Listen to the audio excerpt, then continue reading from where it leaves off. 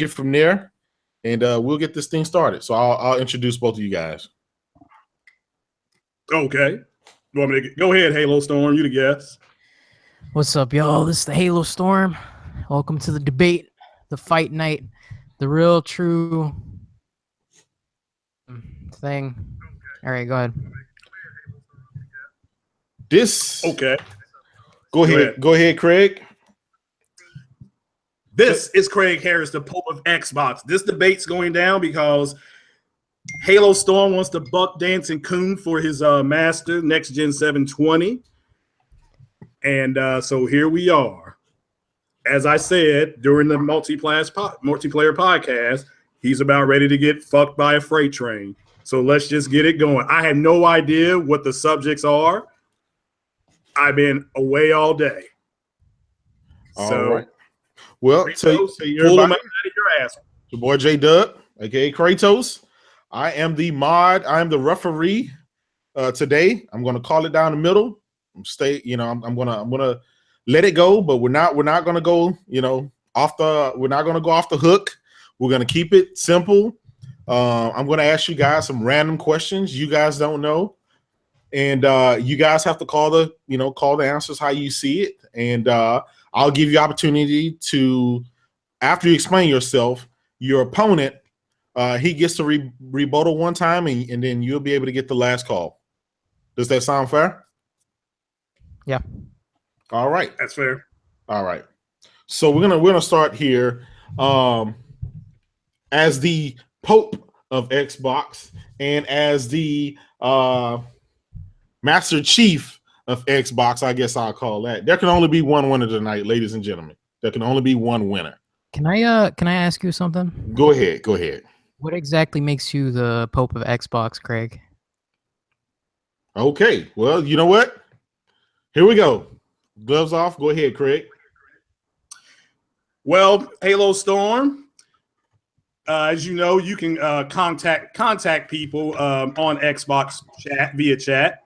I was contacted by several people from around the world that said, hey, look, we not feeling what a lot of these cats in the Xbox community are about.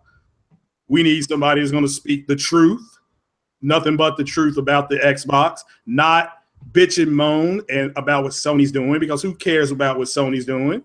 Sony's doing their own thing. They're fine. They've sold whatever they've sold. Yep. And there's 5%. Let me make this clear. Randall Thor aren't bitching and moaning about the Xbox. Guys like Jerry, aka Kid Smooth, aren't bitching and moaning about the Xbox. They're playing their games. Okay, guys like Psycho Gamer isn't bitching and moaning about Xbox. They're playing their games.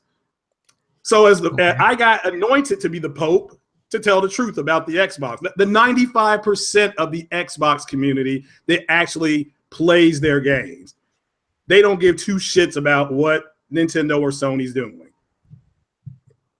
Therefore, I'm the Pope of Xbox.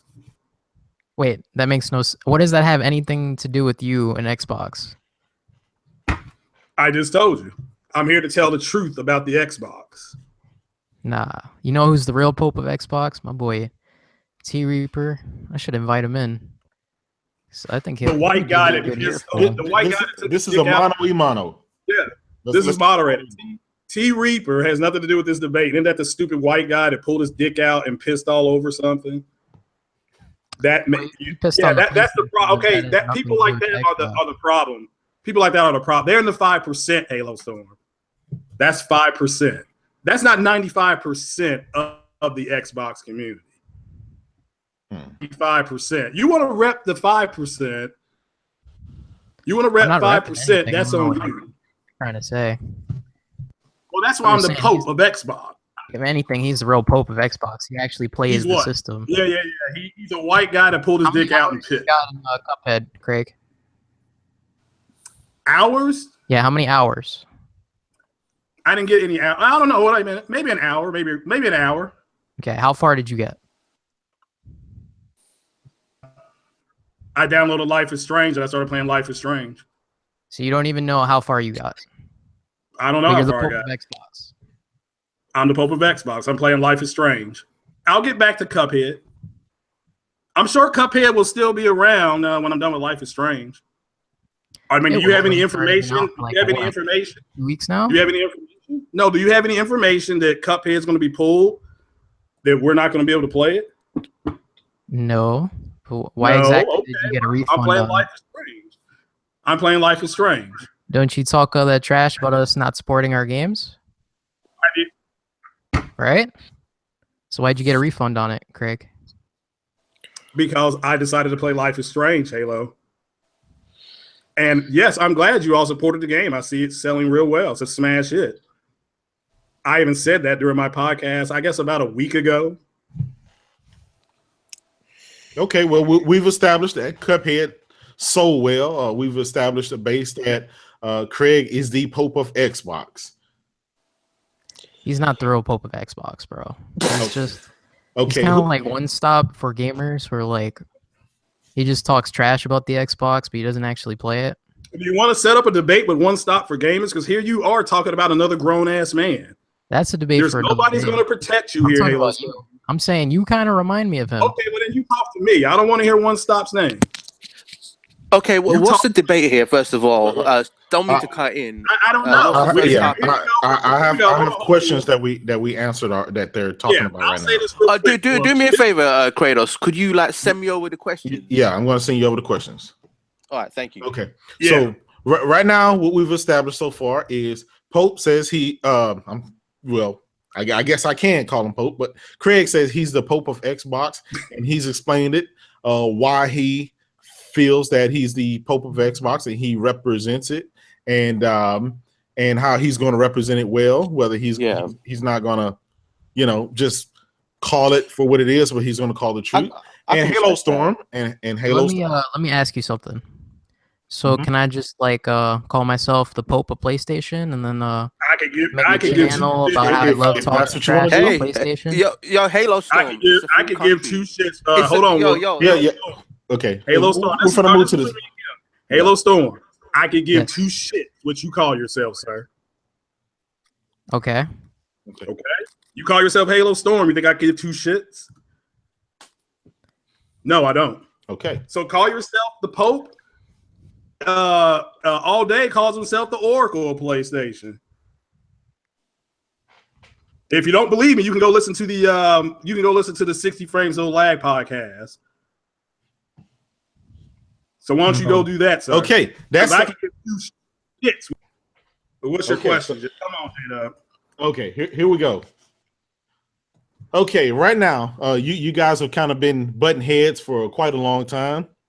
And I think we need to get to the bottom of a lot of this stuff. Okay, so the first question, the true question I want to ask you guys: does exclusives matter? And after you say your answer, then I want you to explain why you hold that position. Halostorm, go ahead. Okay, exclusives matter, and they always have mattered.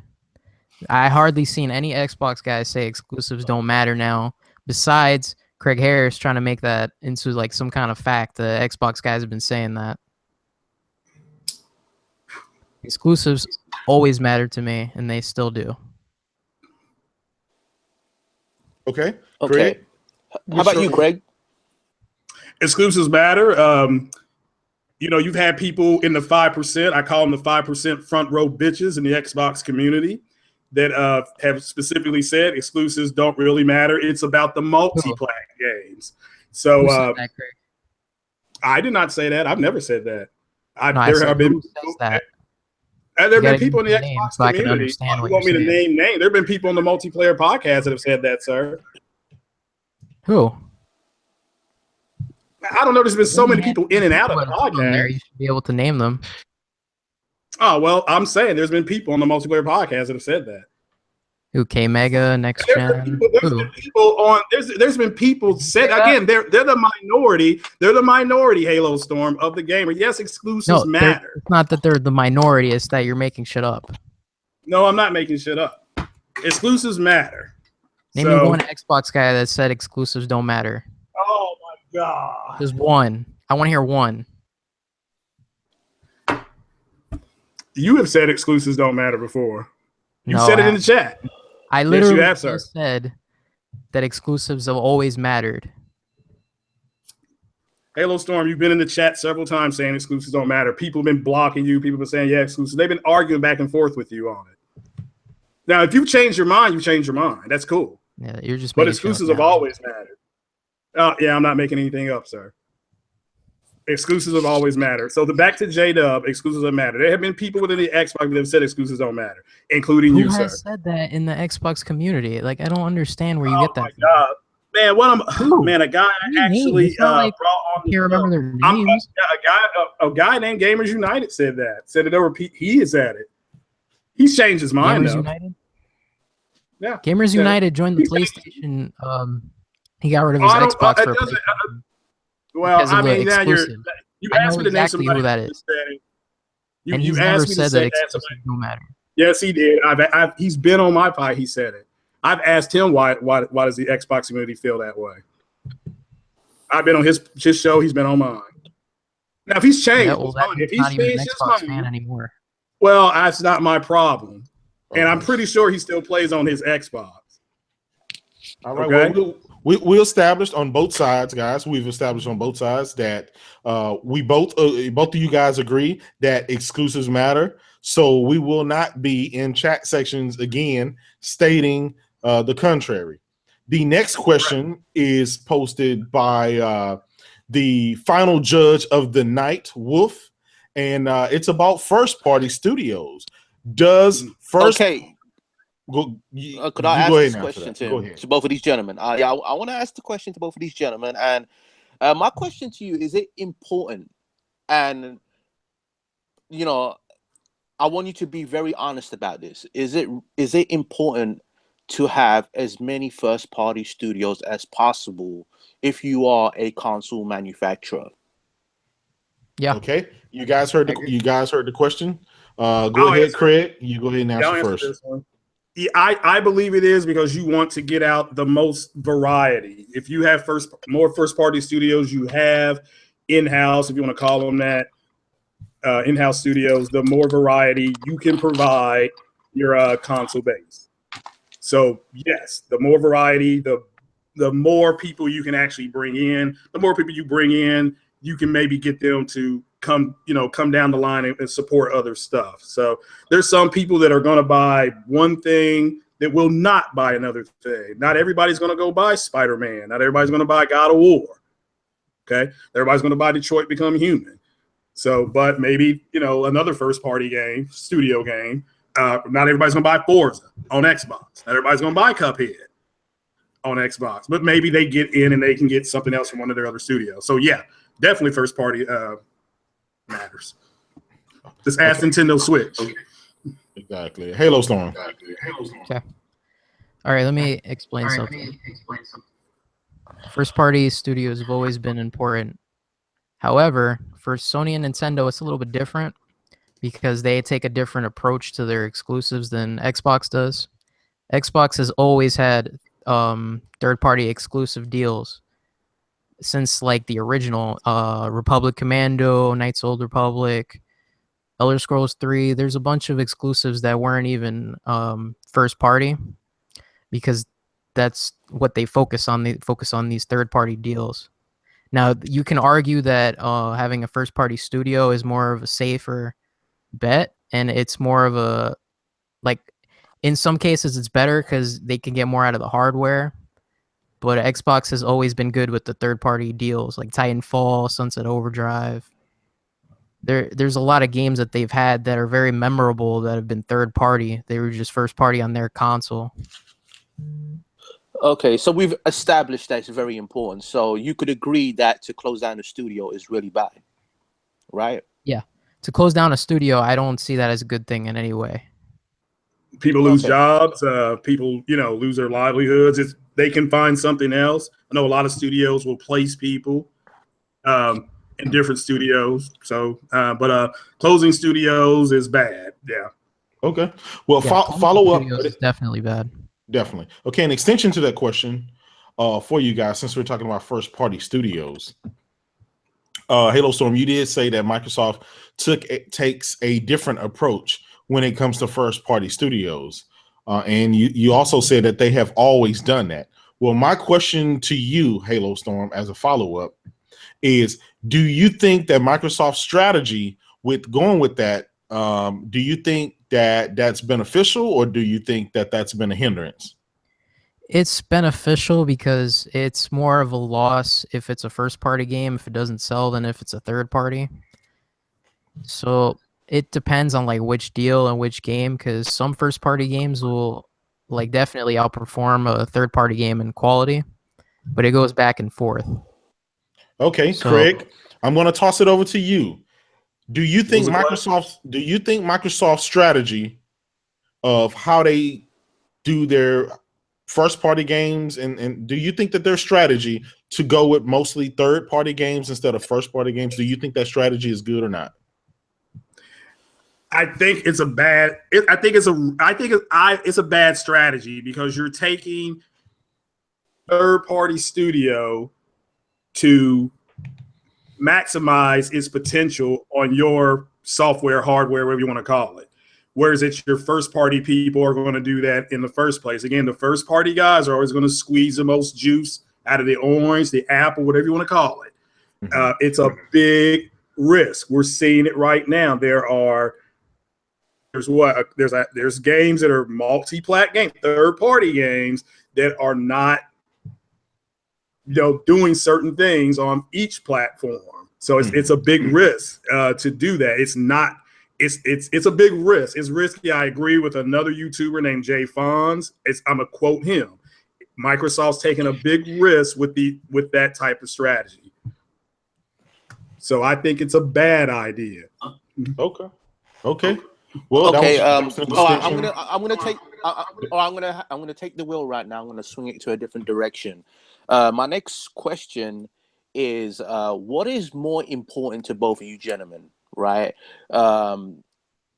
Resolution and hardware, or a plethora of games, like diverse games, more exclusives? They're both like, important. where would you, if you were Phil Spencer or Shuhei Yoshida, what would you choose? Which one would you choose? In terms of strategy, what would you want? Well, if I was Yoshida, I would have chose games over hardware, a better console, because they already had the better console to begin with for about 4 years now. And if I was Phil Spencer, I would go hardware. I would do kind of what he did and go hardware first, but I would try to at least get as many games as I could. Okay, so on this question, we're gonna have we can't have both. It's no. That's exactly what I was about to say, Kratos. I'm just saying, if you were one of them, you can't be both in this scenario. You could only be one of these gentlemen. If you were a CEO or the guy that's actually in charge of that particular division, and you had a choice on what do you want and what do you want to provide for your fan base, what would it be? Would it be the software, or would it be resolution and hardware? If I was Sony, I would have went with software, and if I was Microsoft, I would have went with hardware. There's no if I'm Sony or if I'm Microsoft. If you were just one, if you had to choose only one, you only had one choice. You got $1 billion. You had to spend it in one area. Either you have to spend it on the hardware, or you had to spend it on the software. Which one would you choose? I would spend it on the software then. Okay, Craig, we're gonna flip it over to you. Which one do you choose? You got $1 billion. You're running a division, a console division, and you had to spend it on either the hardware, beefing up the hardware, or you had to spend it on the software, which is the games. Which one would you choose? Games and content. Software, games, content. So you wouldn't. So no controllers then, nah?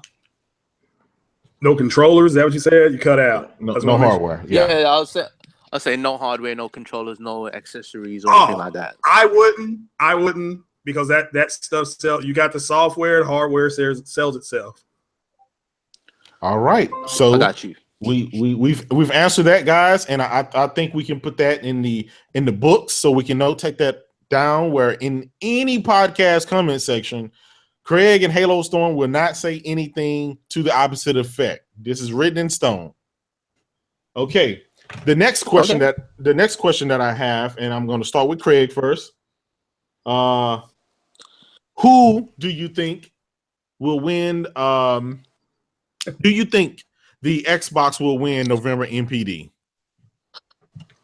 Yeah, I think it's pretty possible. I'd say like a 70% chance.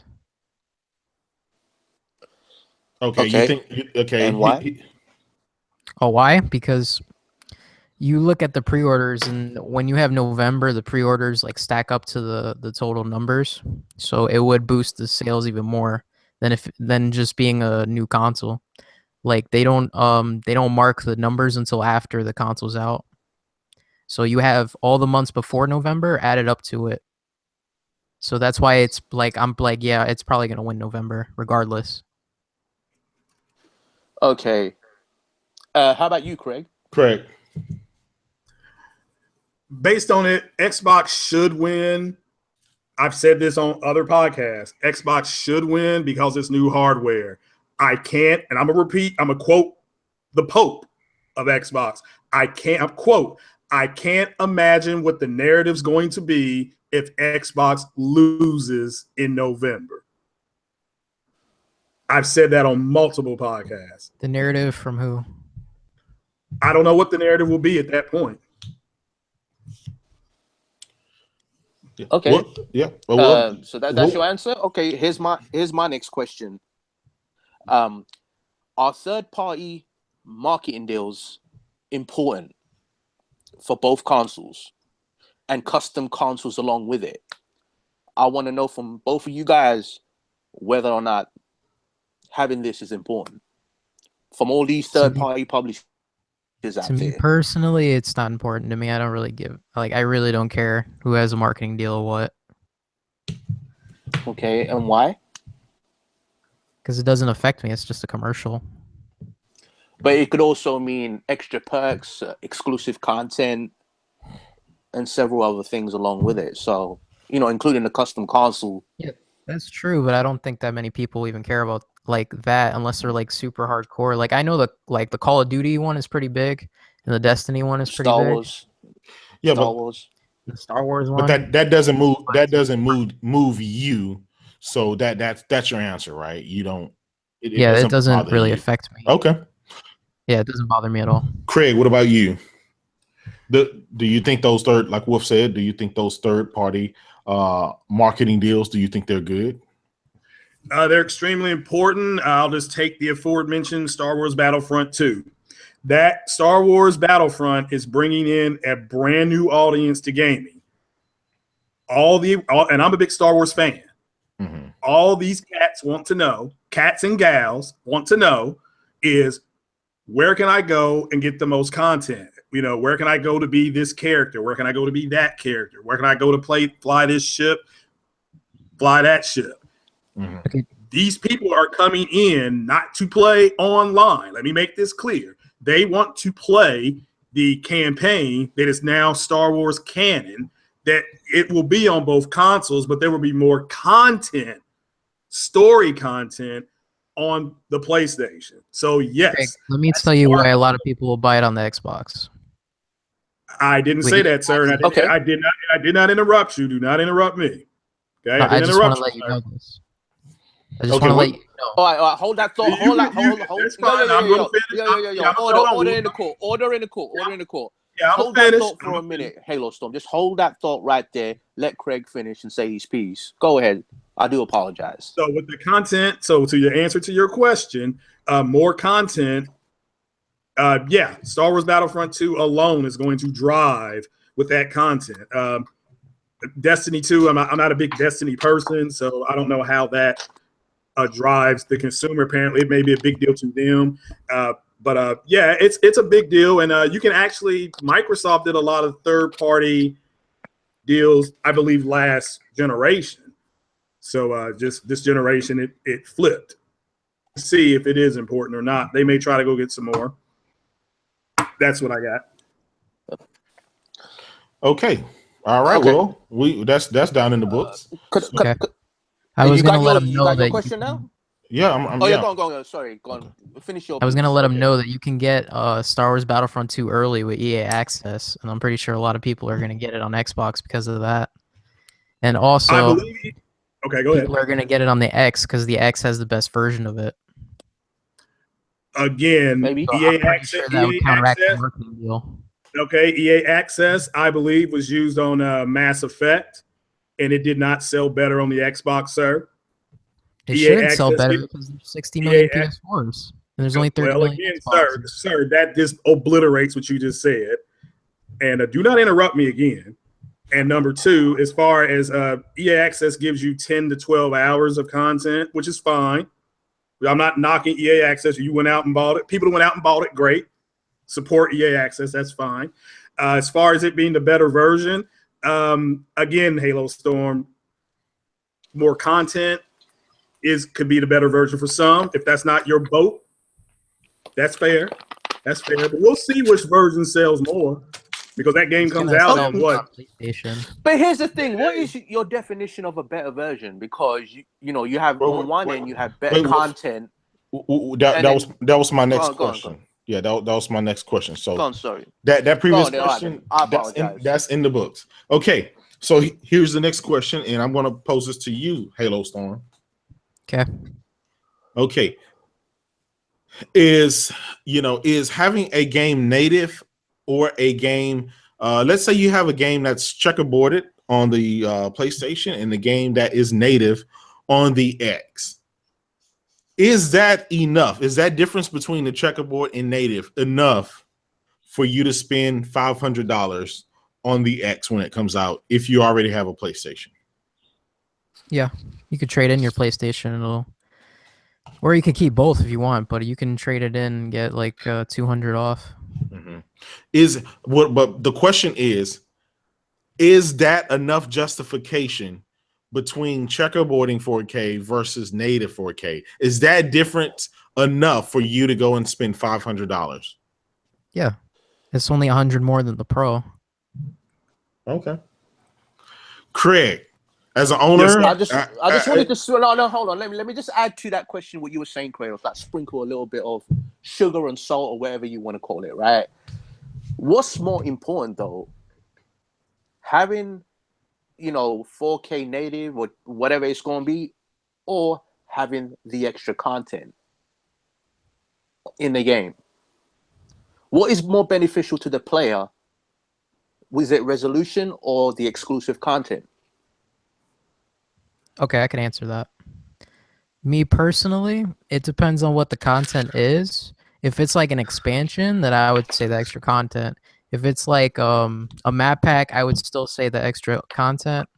If it's like a skin for your gun or something, I would say definitely the better graphics, the better textures, the resolution is more of a difference in my eyes anyway. I can't speak for everybody else.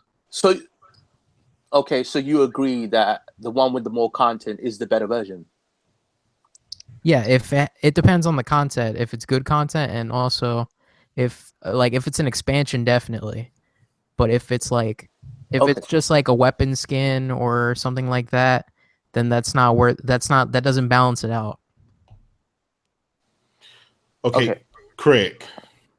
Yes, sir. All right. So the same question I want to pose to you. You're an owner of the PlayStation 4 Pro. You've played checkerboard games and you've played native games. Is the difference between checkerboard 4K and native 4K enough for you to go spend $500 for the X? That's for me. If I'm already doing checkerboarded, if I'm already doing native, the answer for me is no. It's going to do a little bit more. I've said that for months. Now, it's coming out a year later. It's more powerful. It should do a little bit more. I'm not surprised it's doing a little bit more. So let me ask you something. You bought a Pro, right? We bought a Pro, yeah. All right, that was $399, right? Actually, we got a deal. Okay, $300. A little more, about 350. Okay. So you went from a console, the PlayStation 4, that's like what, 199 to 250, to the Pro, which is like, let's say like $100 more, right? So you wouldn't be willing to spend another 100 for an upgrade above that? Well, you're assuming we bought the Pro and that was all about gaming. See, the Pro was part of a thing at the store where if you spent a certain amount of money, that's what we ended up buying. It was a bonus about all the other stuff. The Blu-ray player, yeah, as right? I've said. I'm sorry? You bought it for the Blu-ray player even though you had an S? No. I mean, we've got plenty of Blu-ray players. She wanted something different. We were tired of swapping the player out. So it just so happened it did some other stuff. So I was like, all right, well, it plays games too, so I'm cool. So, it was everything else was serendipity. Now the question was, would I spend the money? No, I wouldn't. So, but that's me. I've always said I don't control another man's purse and pocket. So I don't, Craig, Let me ask you something real quick. Do you think what's the bigger difference, the Pro to the X or the PS4 to the Pro? As far as power? Yeah. If I remember I can't remember what are the specs on the PS4. It's about the same. The PS4 is 1.86 teraflops. The Xbox One is 1.3 teraflops. The Pro is 4.2 teraflops, and the X is 6 teraflops. So his rebuttal question. And let me just add to that. The Xbox One has DDR4, and the PlayStation 4 has GDDR5. So. So the Xbox does have a lower memory. But you're talking a lot of numbers, so my bad. In the Xbox DDR3. X, my understanding of the Xbox X to the Pro is anywhere from 35 to 40% more power.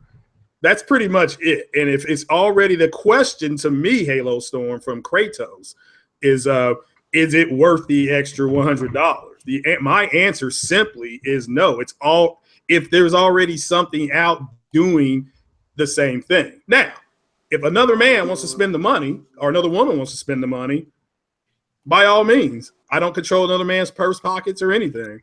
Okay, but you want to make the jump, make the jump. It's like the same thing as going from the PS4 to the Pro. It's the same difference. Okay. In money and power. If you're very simple about it and you scale it up, the X is about 3 regular PS4s.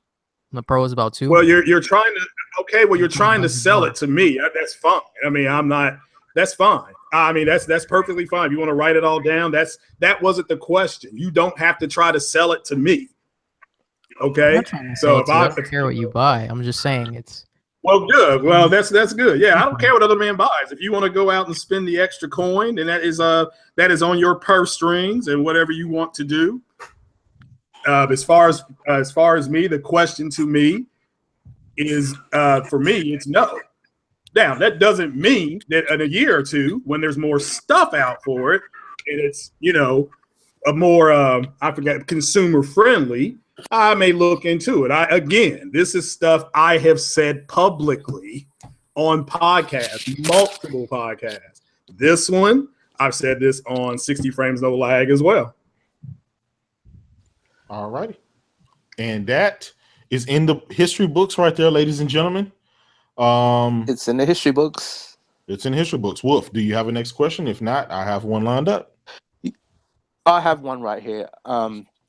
Okay. Who are you going to ask first? Who are you going to ask first? I'm going to ask both gentlemen, but whoever wants to, answer the question first, that's perfectly fine. Go ahead and do so.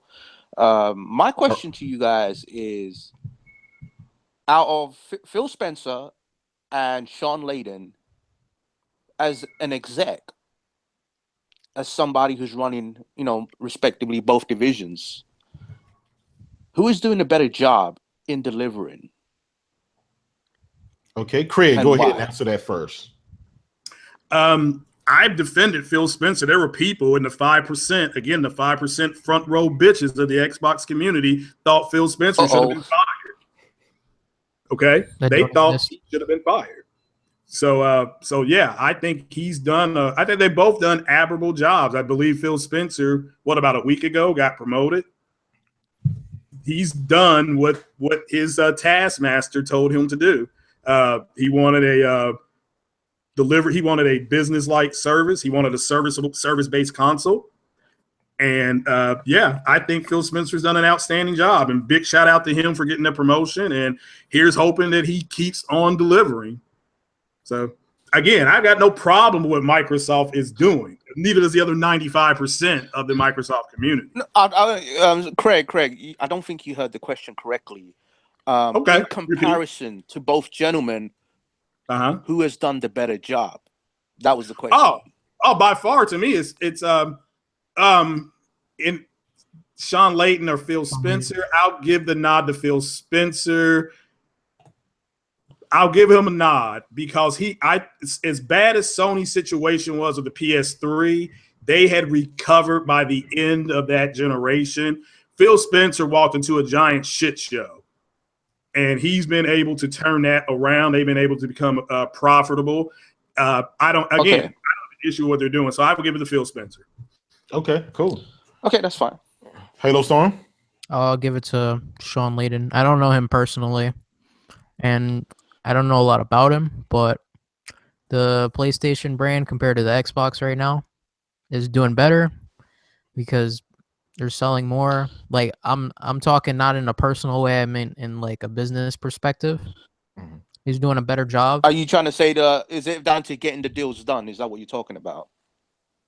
I mean, yeah, he's doing the marketing deals, he's doing the exclusive, the third-party exclusives, the first-party.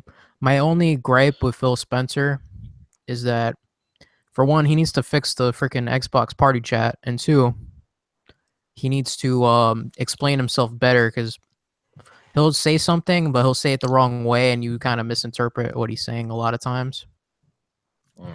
Like, for example, when he said single-player games don't sell as much, I'm pretty sure he meant on his own platform because it's kind of true. Because if you look at the sales for all the Xbox games, all the multiplayer ones do pretty well, and the single-player ones, a lot of them don't do well, except for a handful, Ori, Cuphead, a couple. Sunset Overdrive didn't do that bad, but that game had multiplayer in it. The thing with Sean Layden is I don't watch him or anything, but I could see that in the eyes of most people, the PlayStation's doing much better. Okay. That was a great question. Great answers. Again, that's another one in the history books. Thanks, Craig. Thanks, Halostorm, for that question. Now, here's another one. I think guys on both sides of the aisle, I think you guys are, going to give your honest opinion about it. We're not going to sugarcoat this. We have heard guys on both sides say to the contrary and then say to the fore. But is Digital Foundry biased? And we'll start with you, Halostorm. I don't honestly know because I know it's multiple people. From what I've seen, I don't think they're biased. I think people take what they say and they spin it. And people take it against, like, I know a lot of Xbox guys take it against Digital Foundry, but they just tell you what it is most of the time. I know they damage control a little bit for Sony, but I don't care about that. Like, I know one time they were like, 1800, they were like checkerboard to 4K is the same when it's like been mathematically proven that it's not the same. And you literally just did this. You literally just said all this shit about 900p and 1080p, right? But you won't do that for the other side. So I kind of see what people are saying there, but I think that's just that one guy. So I would say the Digital Foundry as a whole, I'm okay with them. Okay, so you don't think that they're biased? No. Okay. All right, that's in history book. Craig, what about you? Do you think Digital Foundry is biased? No, I don't. Just from what I understand, they're doing an in-depth technical analysis. They're going to pick up on any little bitty thing, and when you zoom in, 1,000%, 900, whatever they're zooming in on. Of course, you're going to see different things. They're quick to say that happens. They're quick to say you don't see a lot of this stuff in motion. So, I just think they're doing their job. You don't hear any righteous indignation when it is compared the, that new R9 chip. So no, they're comparing chips. They're just doing what they've always been doing. Okay. All right. Some great answers. Great answers. My question to you. This is my next question. Were you going to say anything else on top of that? No, it's okay. Go ahead. Okay. Next question is, are Japanese games important to have on your platform? Whether they're fighters, JRPGs, whatever, are they important? Hack and slash? Mm-hmm. Well, the more games on your platform to be. Go ahead. Go ahead, Craig. Real quick, the more games on your platform, the more people you can attract to your platform. It's unfortunate that some people don't feel that way. Again, it's only the 5%ers, like I said, the 5% front row bitches that feel that way. 95% of the Xbox community that I represent as Pope, they want those games. Period. You want more. You want more content on your platform. All right, Halostorm. All right, let me take my turn. I agree with Craig there. I think having as much content as possible is a good thing, even if I don't like that game or whatever. But me personally, most Japanese games I don't care about except for a handful. But if I was talking about Xbox, I would say either get these Japanese games, which they don't seem to be able to. You can tell they're trying, but if I was Xbox, I would try to do my own thing. Maybe get what they're doing with the indies. They're starting to get the indies that PlayStation don't have. So maybe have something to replace Japanese games, but don't just do nothing about it. Okay. But that makes sense. Okay, so you're saying it is compulsory. It is important to have, Japanese games on the console. Have that variety there. Yeah, it's always important to have variety on your console. Now, it doesn't have to be Japanese, but it has to have a variety of some kind. Okay, because what I've been seeing is a lot of Xbox guys always downplaying these JRPGs, even though they sold millions, even though they're critically acclaimed, 90+ Metacritic or whatever, but people still downplay them, acting like they don't matter. But I'm glad that you're honest and you say they matter, so that's going to go down in the history books, like my man Kratos will say. Yep. All right, and I guys. agree with you. I see Next these guys question. all the time. Okay.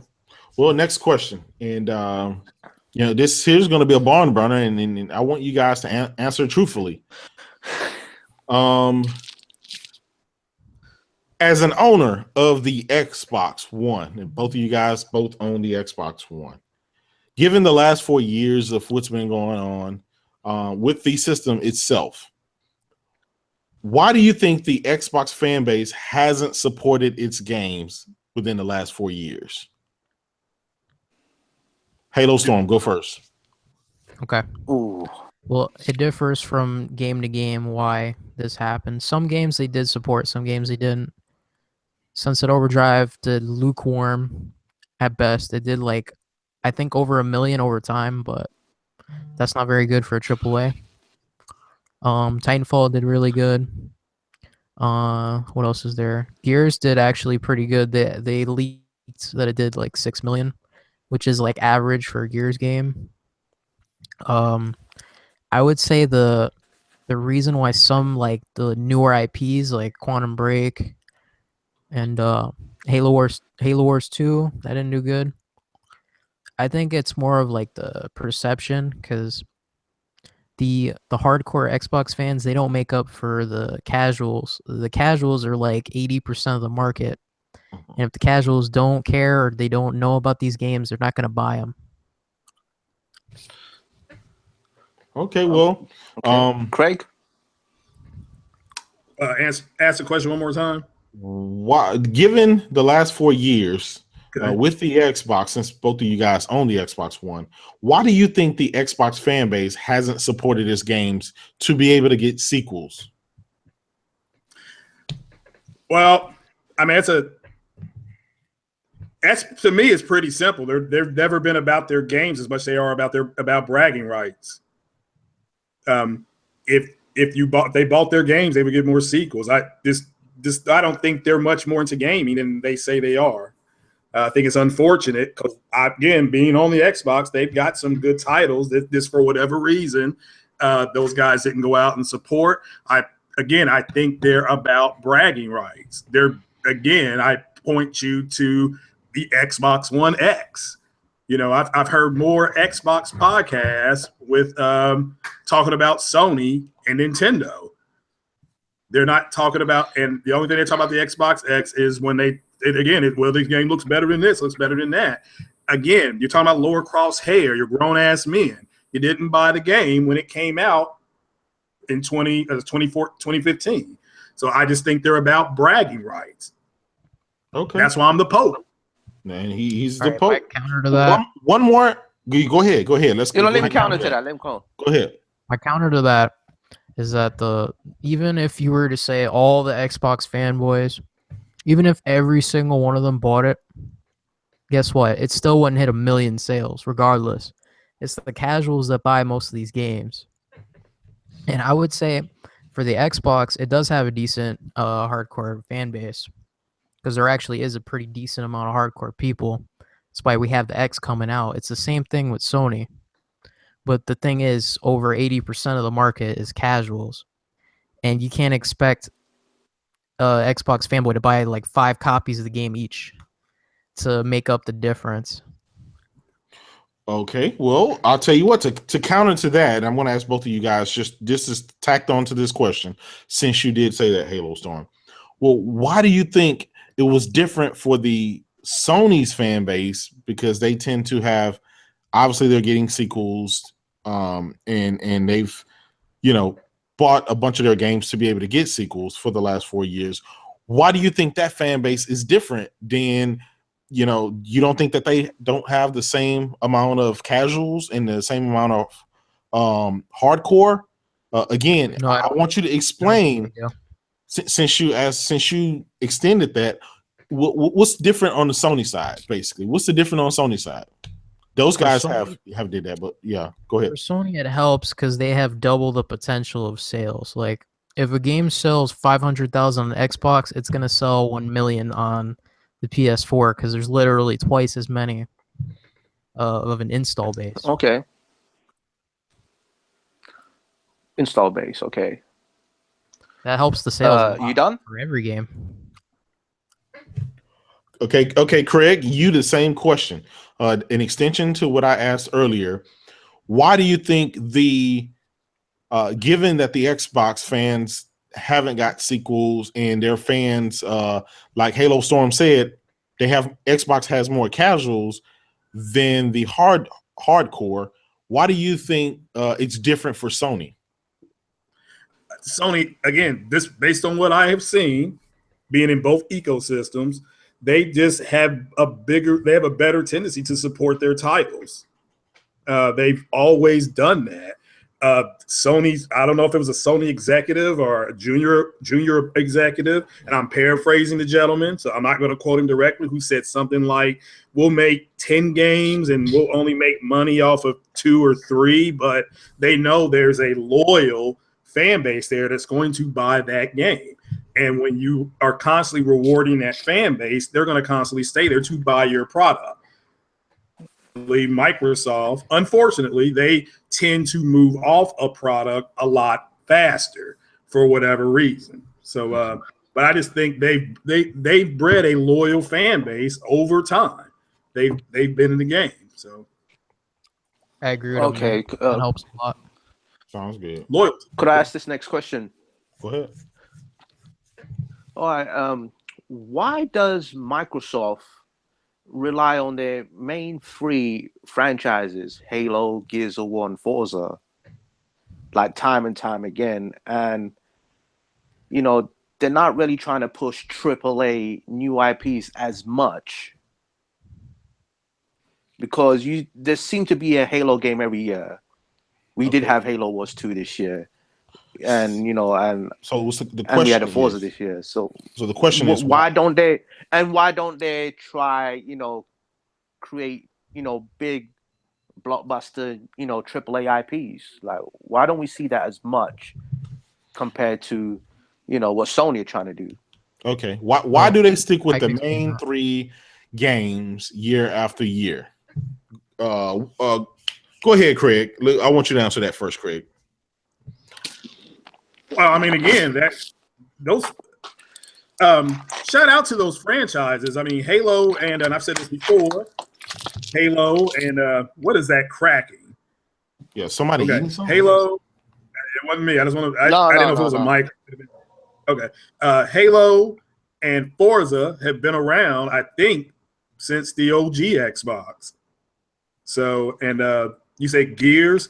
Gears is one of their bigger selling titles. So shout out to Cliffy B for bringing that up over to them. So, and they consistently sell until this generation, knock wood, a minimum of 5 to 7 million copies. So, and this year that unfortunately has diminished.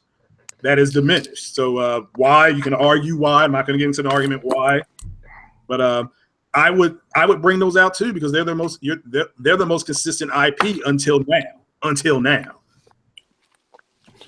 So, Halostorm. Yeah, but here's the thing. Could I just you're going and let Halostorm continue? Okay. I forgot. Well, you gotta have your big franchises come out. That's the thing. And if you want to be technical, we only had one Halo game, one Gears game, and we've had multiple Forzas, but Forza's like a sports game. It comes out every 2 years. The thing is, the Master Chief Collection, that's a remaster. And Halo Wars 2 it's like a side story. It's not part of the main. It's not what the main Halo fans are gonna play. It just has the same name. It's still a Halo game, though, right? It's still a Halo game. Halo is Halo, Forza's Forza, and Gears is Gears. Yeah, but you still had Spartan Strike and Spartan Assault. You had those 2 spin-off games, but they're still Halo games. They are Halo games, but they're not mainline. They're not like first-person shooter mainline Halo games. But the question was ODST. I would count that because that's a first-person shooter, but it's a completely different genre. I was talking about franchise. Yeah, he said the it's franchise. Still part of the franchise, right? Why do Microsoft stick with just those 3 franchises? That was the question. Because those are their biggest franchises. Just like how Sony has God of War come out, Uncharted, Killzone. But how many have we had? How many God of Wars? We're getting one God of War after 4 years. Okay.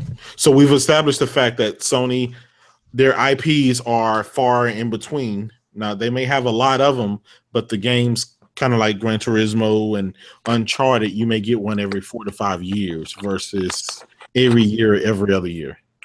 Well, Uncharted is a little bit different. You guys had, I think, 2 Uncharteds. You had the Lost Legacy come out a year after Uncharted 4, right? Yeah, that's an extension to Uncharted 4. Yeah, that's an extension. That's DLC. That's a standalone game. Okay. I don't count the Nathan Drake collection because that's just a remaster, but that's right back to back, isn't it? Yeah.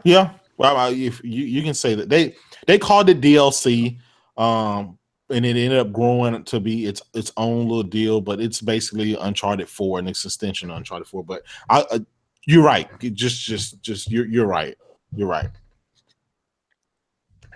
Okay. Well, Wolf, that was a good question. Thank you guys for answering that. That's in the history books. Tell you what, this here is going to be another barn burner, and you guys may question why is he sticking with a lot of these Xbox and Microsoft questions, and it's because Halostorm, you are typically a Xbox guy, and Craig, you are the Pope of Xbox, so therefore that's something that you guys share in common. So that's why I kind of picked to have a lot of those questions thrown in there because of that. It's a known topic, and both of you guys enjoy the console, so that's why I'm sticking with that. Okay, so this question here, and I want you guys to be truthful and think about it. Has Microsoft lied to its fan base about the Xbox One X and its power? I would say no, not about the Xbox One X. Not at all. Okay, you don't think they lied about anything or backtracked or some Not crazy market? Okay. Okay. Well, Halostorm, answer is no. Let that be written. It's written in stone. Craig. It's written. I would not call it lying. I've said this before. They have misled, which in the United States you're actually able to do in marketing. So this whole thing of true 4K, that's bullshit. Okay, it's either native or it's not native. And they're lying right now. Not Microsoft. The 5% front row bitches are lying now about Shadow of War. Not native. You have to use a checkerboard, a dynamic. Again, you're still going to hit the buffer. I said this to several Xbox guys. They are misleading people. Isn't Shadow of War native 2160p or no? To dynamic resolution, it does. Now, let me give a shout out to another Xbox gamer, Jimmy B Gaming.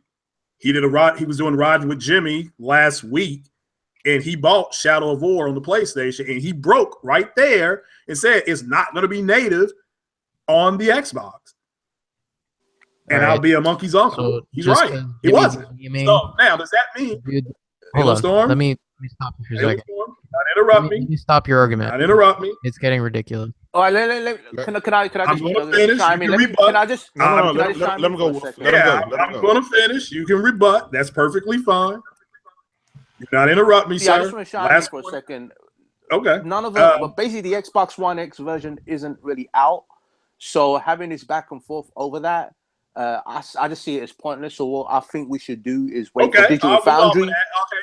No, I'm just saying we should wait for Digital Foundry. Well, the new reports have come out, and that's fine. The new reports have come out, and that's fair. They've changed it.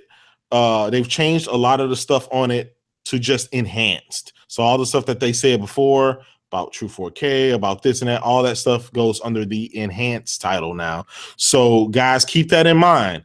When you see something says enhanced, okay, that is not native. That is not that's everything under the table. So Microsoft has recently changed that within the last couple of days, and it's been reported on. So keep that in mind when you're giving your answers. Again, has Microsoft lied? The Halostorm said no. Under any circumstances, he said no. That's in history books. And Craig said they have misled, and on some things they have lied. That's okay? Craig, you want to go ahead and finish your point? It's just they have a misleading campaign. And again, if you don't understand the resolution talk, you're going to get caught. I mean, the games are enhanced, meaning greater than their original build, i.e. Star Wars Battlefront 1 was 720p. It's now enhanced. It will be better looking than 720p on the original Xbox, just as it's enhanced on the Pro. So they're enhanced. So, but they are flat out misleading people. They're not lying to people. Yeah. They are misleading people. Now, the 5%, I'm just going to finish this off real quick. The 5%ers out there in the Xbox community, they are lying to everybody. They're lying. Microsoft, however, and again, shout out to Jimmy B Gaming for breaking that news. Shout out to Grim Kampachi for his video he did. It's misleading. They're not lying. That's it. That's what I got on that one. Sorry, I went a little over. No problem. It's the same shit. Okay. Well, me personally, I cannot really accuse anyone at the moment for lying until I see Digital Foundry come up with their analysis. But I do have the case right in front of me of Shadow of War on the Xbox One, and it does say 4K Ultra HD, HDR, and Xbox One X enhanced. So I see all three printed. So we'll have to wait and see. Like I think right now, talking about this particular game is pointless. It may be true 4K. It sounds like not be. It sounds like Microsoft has covered their bases. But we are talking it sounds about like Microsoft other covered their bases. Let's take Shadow of War. Let's just take Shadow of War out of the equation. Yeah. Because that could be true 4K, native 4K. That could be native 4K. But there are other games out there that said that was going to be native 4K, like Assassin's Creed Origins. And apparently we come to find out that's going to be checkerboarded. So I think that's what Kratos. Yeah. I think you used I think one of you guys, whoever mentioned Shadow of War, I think you mentioned you shouldn't have mentioned that one. Mm-hmm. I think Assassin's Creed should have been the one that you mentioned. Well, there's numerous amount of games that we can talk about that have. Yeah. Remember now. Let's fast forward. Let's rewind back a year when remember everything was going to be 4K 60 uncompromised, and now everything is hold up. enhanced. Let me tell you something. They never said 4K 60 uncompromised. That was somebody else that said that. Microsoft never said 4K 60 uncompromised. I have to disagree with you, Halostorm. It was Albert Pinello, one of the big guys at Microsoft. He said 4K 60. Yep. In the video reel as well. No, they didn't. They said it can achieve the highest resolution and frame rate. They said that it would achieve the highest pixels, the highest quality pixels. But at the same time, and just to correct you guys, it was Albert Pinello. He said that on Major Nelson's podcast. Mm-hmm. Oh, okay. That is a 4K 60 machine. I didn't know that. So when he says it's a 4K 60 machine, you would expect every game or most games. Well, the majority of them to be 4K 60. A lot of games of 4K 60. Halo 5 is going to be 4K 60. Gears 4. Those all 360 games are going to be upscaled to native 4K. But here's the thing. Gears of War 4. I didn't because I'm a big Gears of War fan. I'm a huge Gears of War guy. A lot of Xbox guys know that. I just found out when they announced that the campaign is still going to be 4K 30, not even 60. Yeah, okay. That's true. So would you like to explain that? Why well, is it's still 4K 60 in the multiplayer, though. And they already said multiple times not to expect a change from 30 to 60. Again, it's misleading, guys. Okay. We can move on, but it's a misleading. Okay, all right, we can move on. Next all right, question. If you think that's misleading, what do you think 8.4 teraflops in the Pro is? My understanding of that is, we're getting more into tech talk here, but my understanding of that is that they are doing can't they do 16, whatever that is? Yeah, floating points, 16 floating points. Floating points. At that point, you break it 16 going into, I'm not going to go into all that. We're talking about something totally different. If you want to, you're gonna have to take that somewhere else, Halostorm. They've already broken that down. Didn't Digital Foundry go in? Yeah, Digital Foundry did it, as well as Mark Cerny, and they do have titles out right now that took advantage of that, such as Formula 1 2017, Far Cry 5. Yeah, Far Cry 5, and is it maybe Wolfenstein? I can't remember, but there are several games that they have, some that are released right now that took advantage of the floating point 16 that effectively uses the 8. If you do the calculation, it does the same power as 8.4 T-flops. So Mark Cerny said that. Are you talking about in Digital Foundry? Yes, are you talking about RMP? Rapid Pack Math. Yes. RPM, yes. Yeah, Halostorm. You can look that up yourself. I'm not getting into that. That's not what this is about. Let me tell you something real quick. That same technology is in the freaking S and the Xbox One X, and it's in the PS4. They told you about the 8.4 teraflops? It's not. We'll correct you there. It's not. Rapid Pack Math is a PlayStation thing. No, but the 16-bit thing, that's going to double your performance regardless. But guess what? It hurts the textures. It makes everything blurry. So that's not what Digital Foundry said, and that's not what Mark Cerny gave. But it's on record. And not by fanboys, but it's on record by Digital Foundry and the other guys in the industry, the other tech guys in the industry that are very credible, that the X does not do that. The X is throwing raw performance at it, and whatever comes out of that raw performance comes out of it. And so we'll just, unless it's a third-party game. And remember, Halostorm, you said earlier in this debate that Digital Foundry was not biased, so you need to go do your homework. I mean, that's already been. It doesn't make it any less of a fact that the other consoles could do the same thing. Okay. Could not. You said it was there. Now you're saying it could do it again. You need to go figure that out, sir. That is totally on you. That's why I stay away from the numbers. That's why I said I'm staying away from the numbers. There's no first-party games on Sony's side that are AAA. Now you're moving into first-party games, sir. Xbox doesn't even matter. Either even a game like Cuphead wouldn't use that because that's old technology. Either it's doing it, or it's not doing it. You're moving. Now you're moving. Now you're saying that was a lie. Then you've been busted on that. Now you're saying maybe. Now you're saying the X can do it again. You need to go look that up yourself, sir. It's not even like the X could do it. The freaking Switch could probably do it. You understand what I'm saying? Well, if it can do it, yeah. Again, you're getting way off topic. Special that you can half the nobody amount of work the console has to do, and it'll double the performance. That was Halostorm. Nobody said it was special. Nobody said it was special. Nobody said it was the boot scoop boogie. It is what it is. Get over it. Go do the research, and then you can find it out yourself. This is my Digital Foundry, who you just said earlier, quote, isn't biased. Your words, not mine. And it's in the history books. It's in the history books. That's using rapid pack math.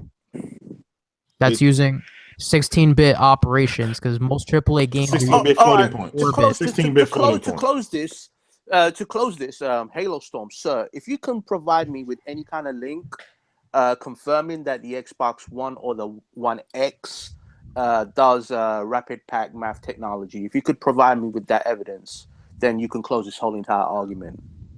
So can you provide that for me, sir? Well, he will provide that after the debate. Yeah, just put it on Twitter, Halostorm. We'll check it out. We'll come back to it.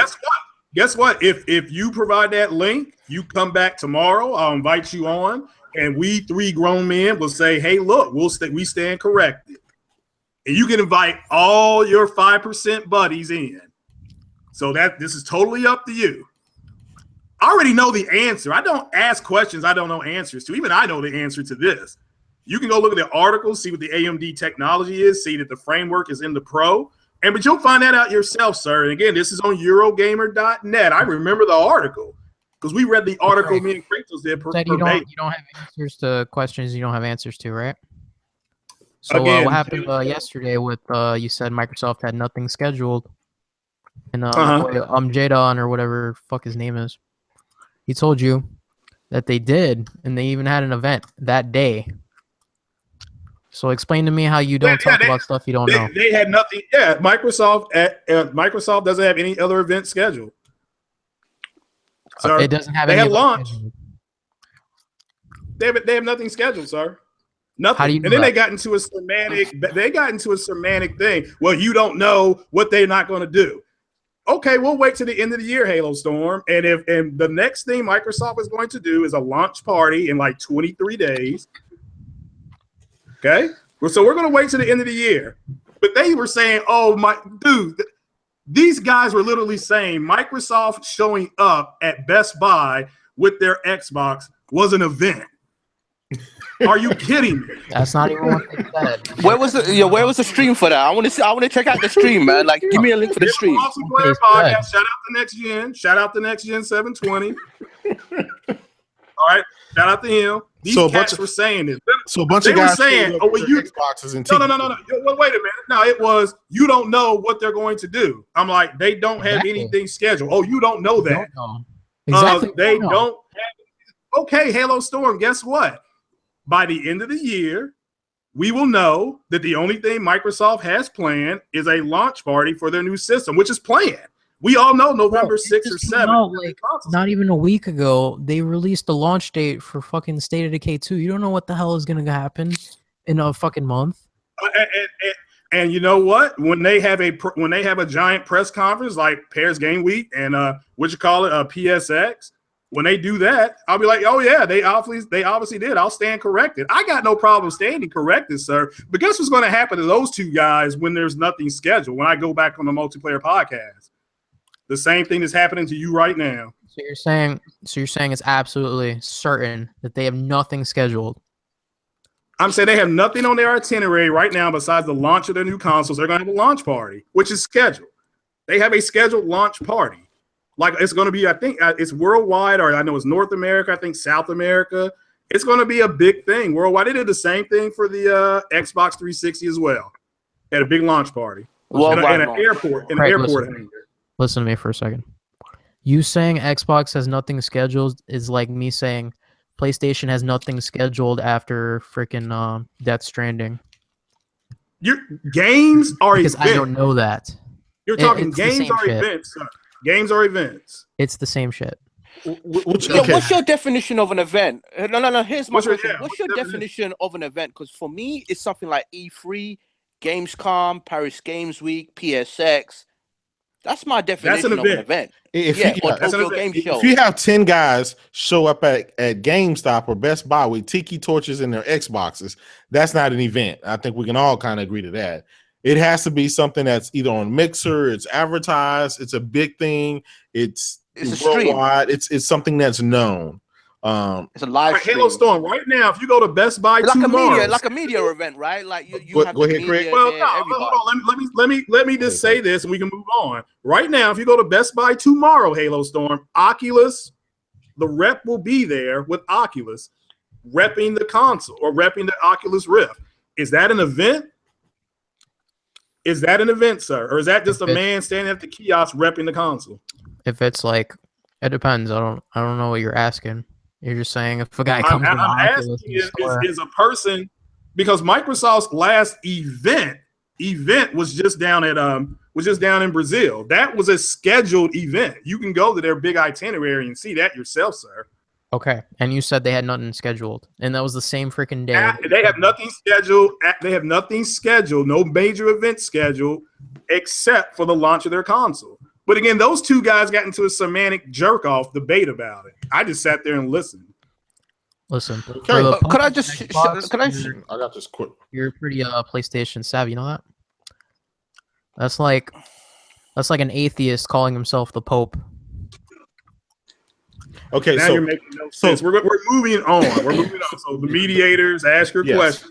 The question that I have, guys. Okay, this is the next one. Again, we've explained to you why we're asking these questions revolved around this. What is the number one game that convinced you that the Xbox X was worth the $500 to buy? When you saw it at E3, or when you saw it prior to E3, or when you saw it after E3, what was that one game that convinced you I had to spend $500 to get this console? Metro. Okay, that's in the books for him. Metro. What about you, Craig? What game? Go ahead, ask the question again. I'm sorry. What game has convinced you that the Xbox X is worth the $500? What game? I'm not buying the Xbox X, therefore I saw no game worth $500. Okay, but that's in the book. Wolf, next question. All right, next question. Back at E3 2016, I believe when Phil Spencer announced Project Scorpio, the Xbox One X, as you call it today. He said a number of things. He was talking about what the console can do and what it'll have. He was talking about, higher graphical fidelity, high fidelity VR. Now, since we're on VR, I haven't really seen VR from Xbox. And why is that? Because, I was really expecting some VR games or VR experiences. Do you believe he lied? No, I don't believe he lied. I think they're gonna do VR in like 2018 because they're like just starting their VR thing. Like even with they even showed off the like media. The media have been asking him questions. No, but here's the thing: the media has been asking him questions about that, and he's been ducking it ever since. It's probably just not ready. I think they're still gonna do VR. It's just gonna be a third party, like they said. Okay, so Halostorm said that Microsoft is still going to do VR, as they proposed previously. They're just not going to do it right now. He think it's eventually going to come. Okay, that's in the book. Craig, what about you? Did Phil Spencer lie when they said that they were going to bring the VR to the Xbox X, and they had all these third-party headsets that were going to take advantage of it and this and that? And what do you think? Do you think they lied because now it's not? Yes. Okay, they didn't lie. Their console is originally supposed to do it, and it does do it. Their problem with VR is they could not get the first party down in price, so they've moved it to a third party. And it's going to work. I think it's going to work with several devices and things like that. So they moved it to third party, and thank God they did that, because the console with VR first party headset and everything would have been a $700 to $800 console. And that's why they moved it away. They just said, okay, so we farmed it out. Somebody else can develop this, and then we can use multiple devices on it. My understanding is that it possibly will be able to work with Oculus, maybe with HTC. So I think that's good. But again, personally, as a consumer, forget about the gamer. I'm glad they didn't do it, because you were looking at it's expensive, but you're looking at another $200 for VR on that console. Isn't that the same thing for the Pro, though? We're not talking about the Pro. God damn. But it's the same thing, so I don't understand your complaint. Like, I'm don't. Not complaining. Didn't you just hear me say, thank God they didn't do it? Yeah, but it shouldn't matter. VR is an option. It's not something you have to buy anyway. It's not even part of the console. It's just a third-party thing. That's like it's a peripheral. That's what I just said. Thank God they didn't do it, because if they did, the people that are going to buy it would have been like, hey, look. But HTC Vive is, I think that's one of the more expensive VRs. But don't you think it's important to have VR because it opens up more doors to have more games on your platform? Well, I think they're going to have it. I'll answer that real quick. I think they're going to have it. They just got to get it affordable. Sony has dropped the price of their, I believe they dropped the price, bringing up Sony again, their headset. They did. Yeah. So hopefully it becomes affordable technology for the people. They're already going out spending $500.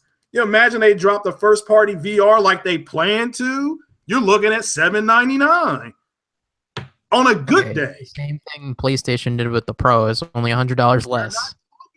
We're not talking about the PlayStation, are we? PlayStation's fine. You can't say one thing is bad for the other and not the other one. That's ridiculous. I didn't say it was bad. Now here's the difference though, right? With the PlayStation 4, you got VR on the vanilla and the Pro. Now let's just say Xbox One X end up getting VR. Let's just say that's a scenario and they end up getting it. They did say that no one's going to be left behind. But knowing that the Xbox One isn't capable of VR, and they've already established that, they've already confirmed that, isn't that technically leaving people behind? The 29 million or the 30 million, ain't they being left behind? I mean, I guess you could say that. So that's the line, right? If that's the reason why they haven't put VR, they should just put VR already. Because regardless, if you have enough money to spend on VR, you should have enough money to get a better console out of it. Well, I think I think Xbox had an original concept. Of course, they want to do VR. They said they were going to do VR, but ultimately, when you're getting into production, it's easy to go from paper, and when you get to production, you start getting those prices. It's like, damn, this is going to be expensive. So they farmed out VR. So they are going to do it. They're going to not do it. There's 1 million plus people on another ecosystem with it. So they want to get in on that too, and they both have agreed. I mean, I don't know if people know this. I guess I believe HTC, Sony, Microsoft, Oculus, they've all agreed to work together to help grow that VR market, because everybody wants to make that extra money. That's true. Okay. Thank both of you guys for the explanations and the answer on that. I think we can all agree with that. That's in history books, so we won't see anything else in the chat section from anybody's podcast to the alternate. Okay, here's my question. I got two questions. I'm going to ask you guys one of that, and then we're going to wrap it up. Microsoft has stated that the Xbox X is not in the same league as the Pro, but it's comparable to a high-end PC. Did Microsoft lie by stating that? Go ahead, Craig. Again, this is somewhere where their marketing is getting off the boat here. This is why I'm the Pope here. You have to ask yourself a basic question. Let's look at the game that these grown-ass men are bragging about here the last 2 weeks, Rise of the Tomb Raider with Lara Croft's hair. Do we really think Lara Croft's hair is going to get 21 frames per second on a high-end PC? This is rhetorical. That's true. This is rhetorical. Okay? A high-end PC will not, and according to Digital Foundry, who even Halostorm 40 minutes ago said it isn't biased. I saw that video. They said it was incomplete code, and they said the enriched mode was locked frame rate. So, and again, do not interrupt me again, sir. No. You said my name, so no interrupt. Well, yes, because I was confirming a point you had said. So, Digital Foundry has said that their 4K mode was not the best place to play. I talked about this on the podcast, and again, rhetorically, you need to ask yourselves, hey, is a high-end PC going to, have rate problems with Rise of the Tomb Raider? That's rhetorical. That's a rhetorical question because I don't have a high-end PC. So maybe it is supposed to run 20 frames per second. I don't know. Yeah. But I think that, again, needs to be, that's the consumer in the Xbox community who believe that are the 5% front row riding bitches. So what's a high-end PC for you? $800? Well, that's total Halostorm. It was a rhetorical question. You got to figure that out. I got to figure that out. High end to me, maybe personally. What do you consider a high-end PC? $1,000, $800, $900, over $1,000? High-end PC to me is not going to run Rise of the Tomb Raider at 21 frames per second. How much is a high-end PC? So, let's say a high-end PC. Let's just say, for the sake of it, high-end PC is $2,000. Now, we do understand that the X costs $500, but here's the thing: we don't care about cost. Microsoft has openly stated that the Xbox One X competition is not the Pro. The competition is because it's equivalent to a high-end PC, not a mid-grade PC, not a semi-lukewarm PC, not a beginning PC, but a high-end, high-end. Not PC. to cut, not to cut you off or anything like that. PC but since is anything under $2,000. That's a mid-tier for you. Okay, that's not high. Fine. That's not like 1,500 isn't high tier for you. No, I don't care what the cost is. Even if a high-end PC, if I went to Best Buy and bought a high-end PC for $200, it doesn't matter. Microsoft said that their system is equivalent to a high-end PC, and a high-end PC will not run Tomb Raider at 21 frames per second. I mean, that's just so. If you're getting the best, you can run Tomb Raider at 1,000 frames per second. It doesn't matter. Let them finish, and then we'll. Go ahead. You're talking about like a super high-end PC at $2,000. You got to think of like what a mid-tier PC is. A mid-tier PC is like not 1,500, not 1,900. That's a high-end PC.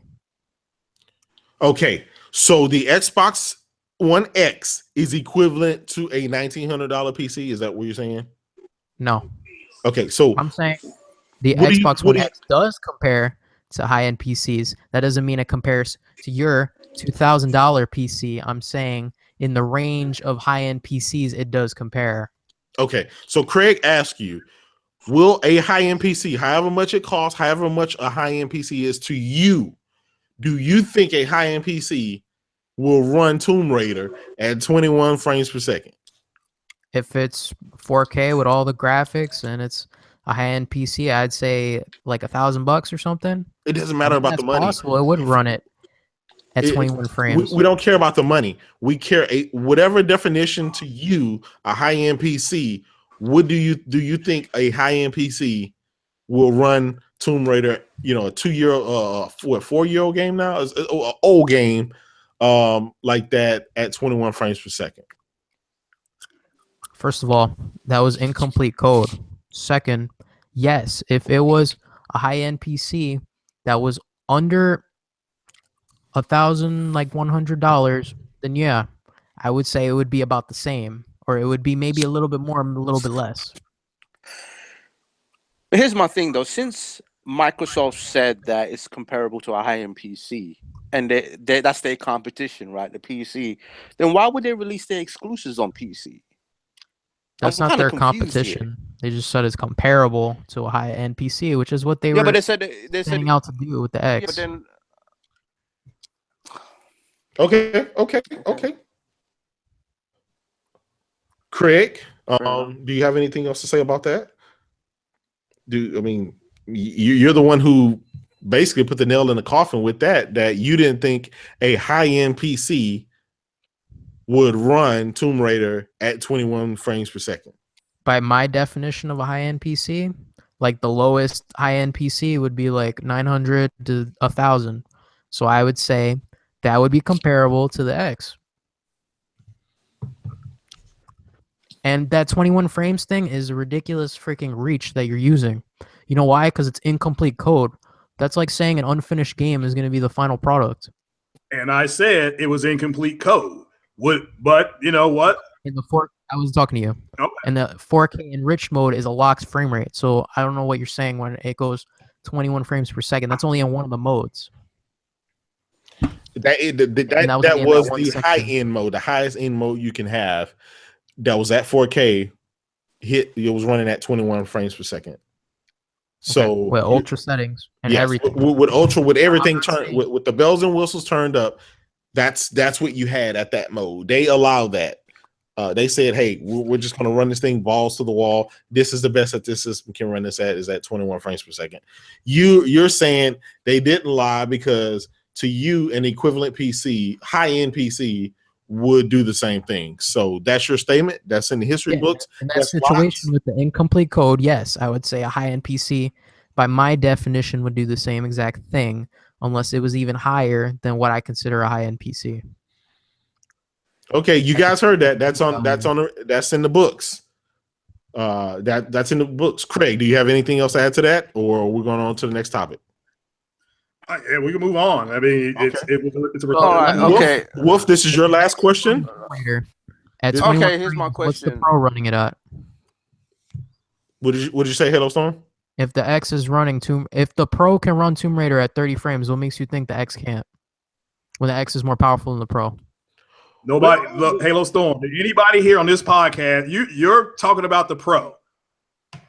We're not talking about the Pro. The X, the X is more powerful, and it should run it better.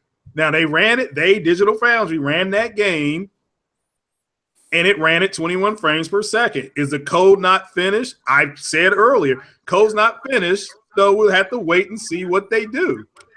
So why is it even a topic to begin with? That's what I don't understand. You have to ask the moderators. I asked the question that, did basically Microsoft said this. These are their words. Nobody here said this, but I'm just repeating what Microsoft. All these questions here were based on Microsoft said. We asked about. So you use a game with incomplete code. Let me get this straight. So you use a game with incomplete code as an example. Why did Digital Foundry use incomplete code to give you that? Why did they do that? It's not us. It's not the mods. They told you it had a enriched mode with a locked frame rate. I understand that, but they chose to run it at the highest mode. That Tomb Raider on the X may have 10 different modes. Most people, if you go all, just like a PC, it has low, medium, anything in between, and then very high, and then ultra. If you run something at ultra and it doesn't run the way you want it to run, you can't blame the developers or anybody else that, hey, why didn't you put that in the medium mode? You can't do that.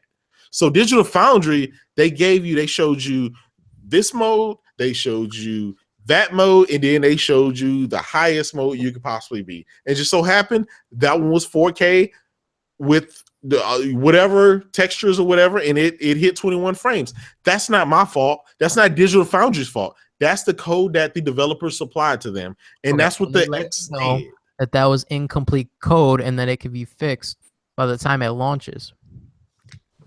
Again, so I don't understand why. Again, the question. On the 21 frames instead of focusing on the other modes.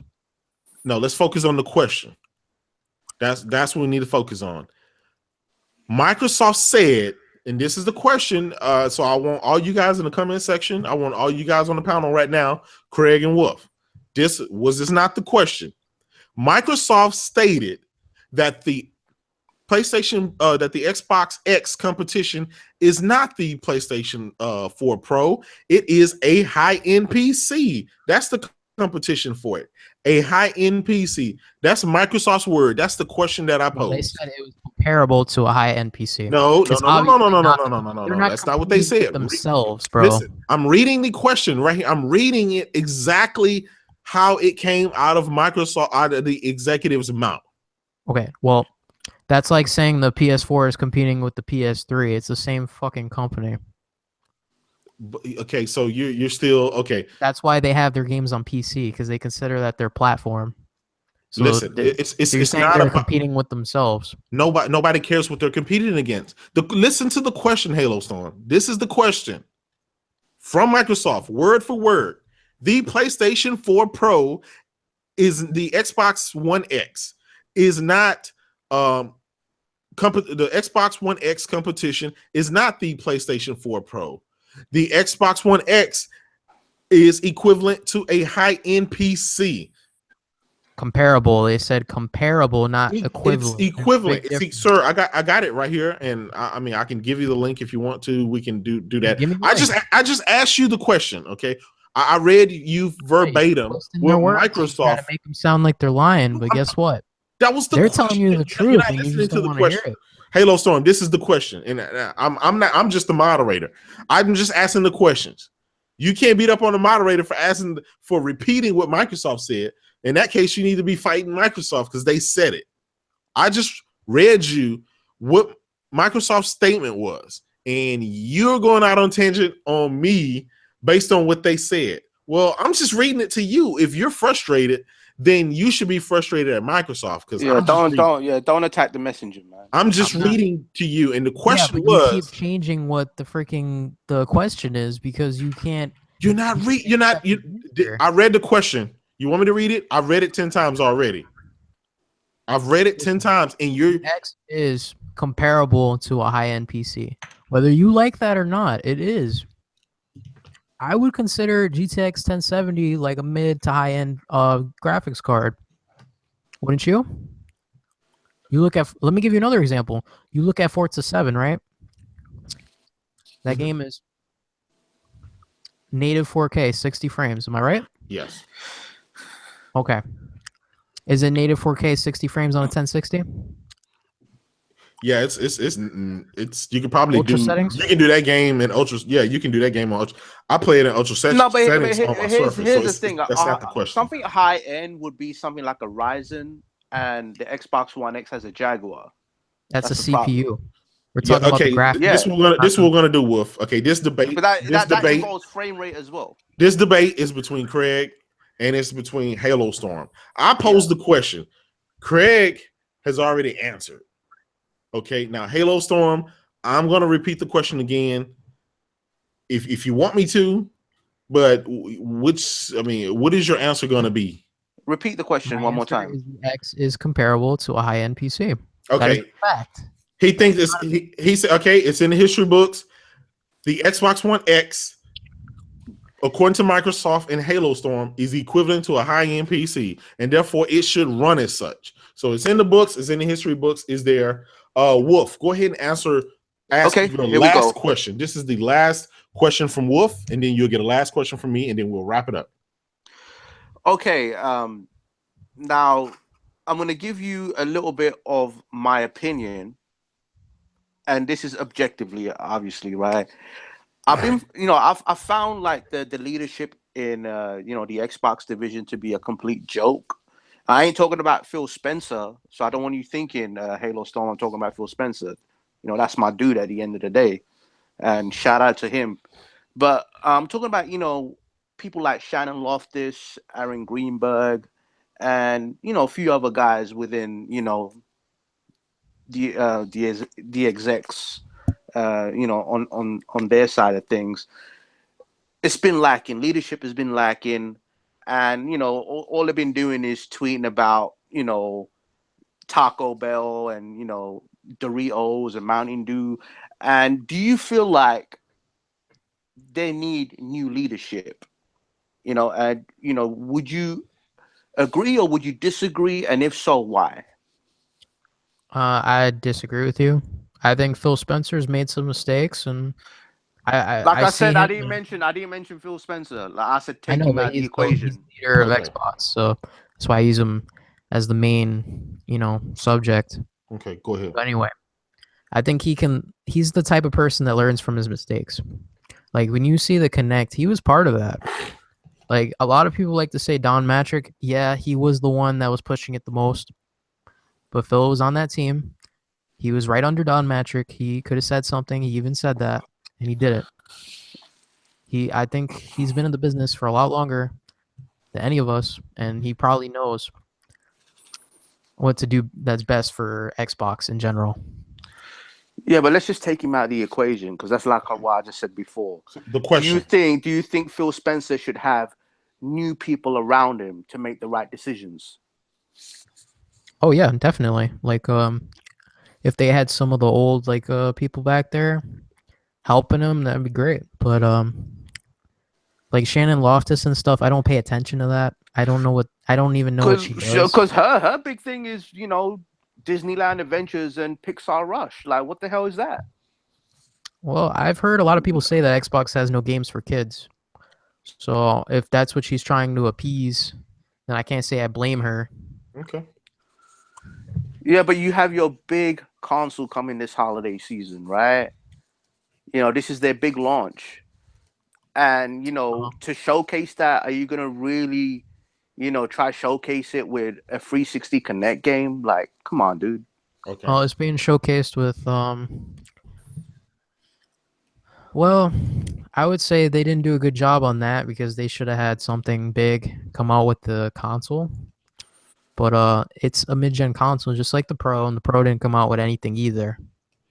Okay. So if you have to criticize them for that, you have to criticize PlayStation for the same thing. Fair enough. Okay, Craig. The question repeated to you is: do you think Phil Spencer should get a new leadership team to help him being in the place that they are now, or should he keep the same staff?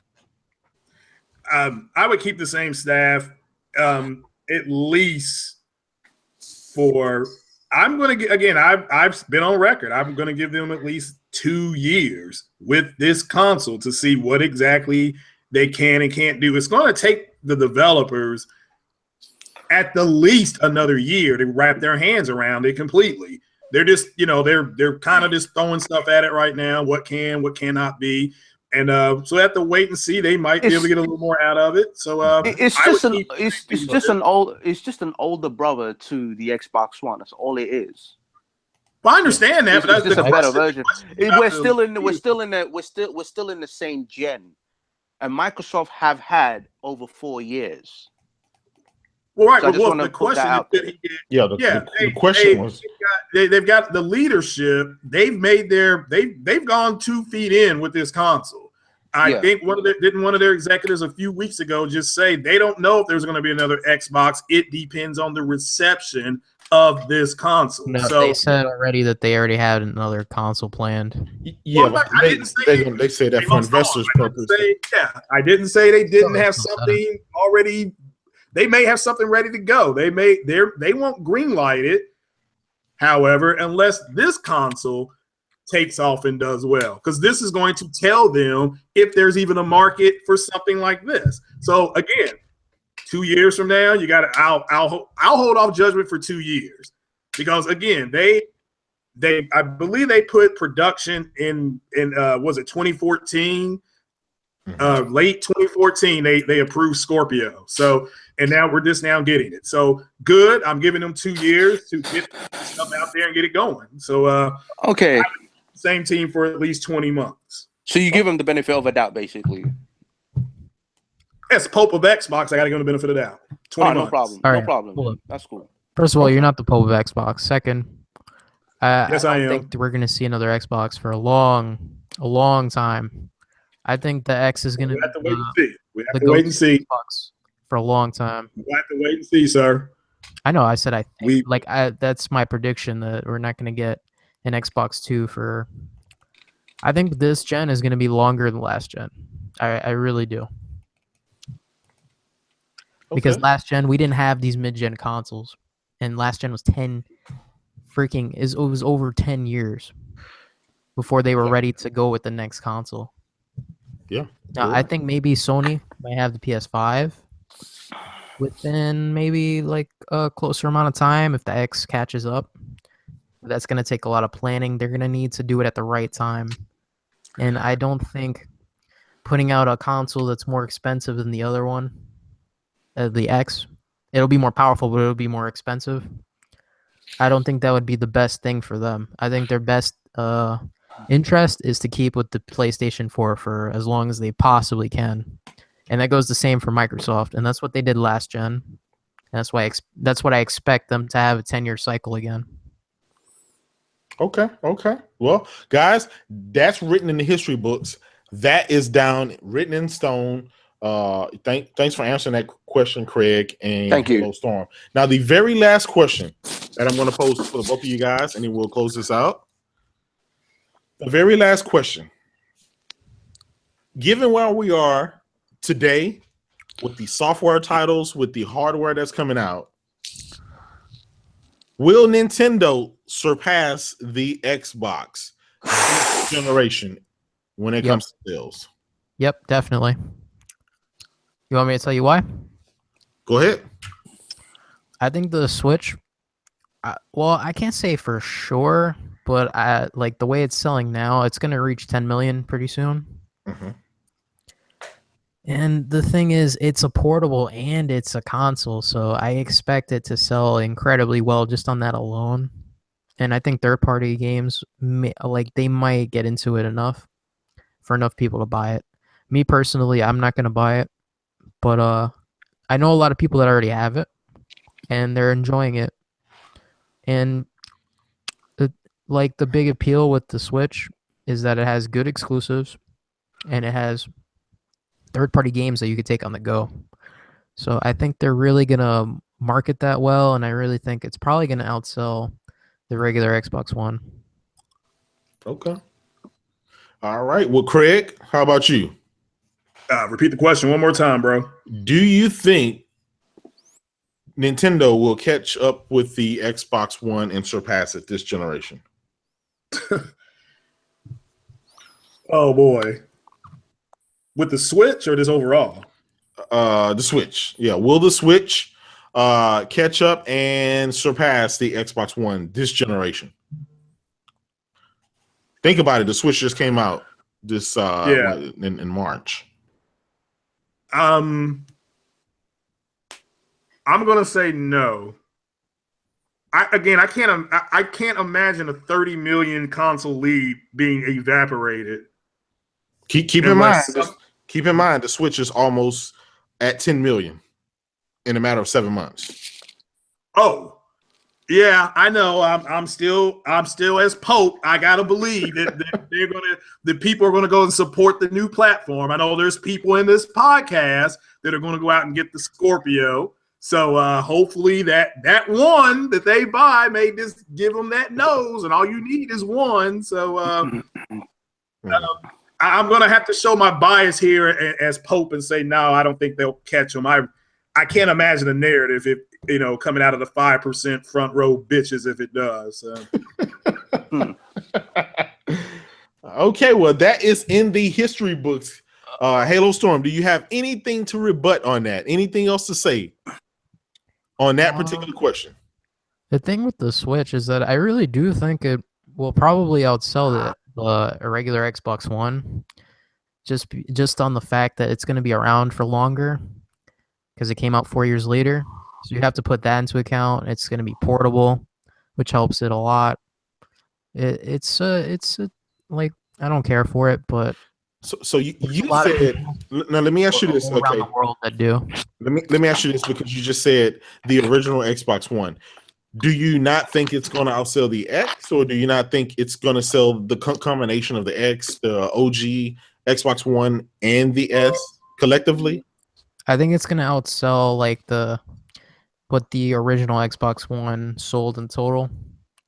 Probably maybe the S, I'm not sure. And I don't know if it's going to outsell the X, because I expect the X to be out for a very, very long time. Okay, right now the Xbox platform with the S and the original is sitting around 30 million. So right now it's at 30 million. So whenever the X comes, it's going to sell some, and then it starts from there.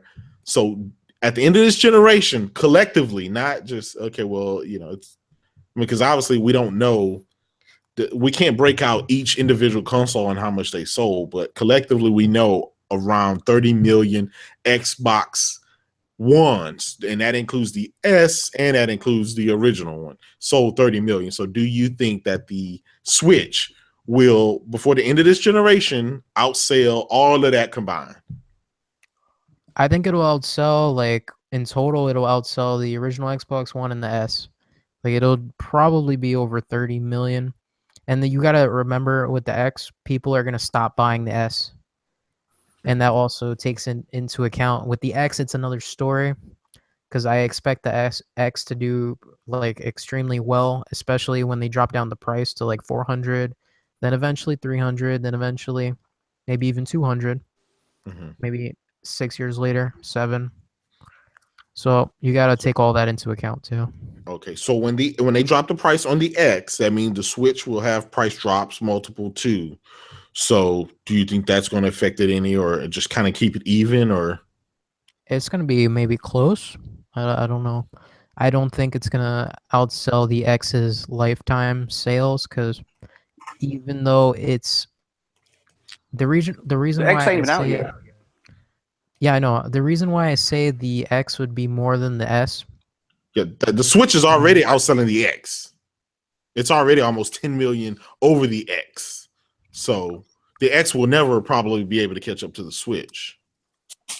You see what I'm saying? That is true, but yeah, I guess that's true. But I do expect the X to outsell the original Xbox One, just on the fact that power is a problem. You expect the X to do 30 million or 20 million? Yeah, around that ballpark, maybe even more, because the thing with the X, I think that's going to be their main console. I think they're just going to stop. Like, at some point, they're going to have an Xbox X2, and they're just going to stop producing the Xbox One S, like they did with the 360. I find that interesting, Halostorm, since Phil Spencer, who is in charge over there, just about 48 hours ago said Xbox One S this fall is going to be their biggest seller. Yeah, yeah, but I'm thinking like 6 years from now, 7, maybe even 8 years from now. They'll if it's selling, they'll keep producing. Yeah, but eventually people are going to stop. People are going to catch on to the fact that the X is better. And at one point, it won't be that much more than the S. And the S will just be obsolete. The X is better at price dropping. Don't you think if they price drop the X, they will not price drop the other Xbox? I mean, they will, but I don't think the Xbox One will sustain for that long. Okay. So you're saying the Xbox X will become the default model, like they defaulted the Xbox One S. Okay.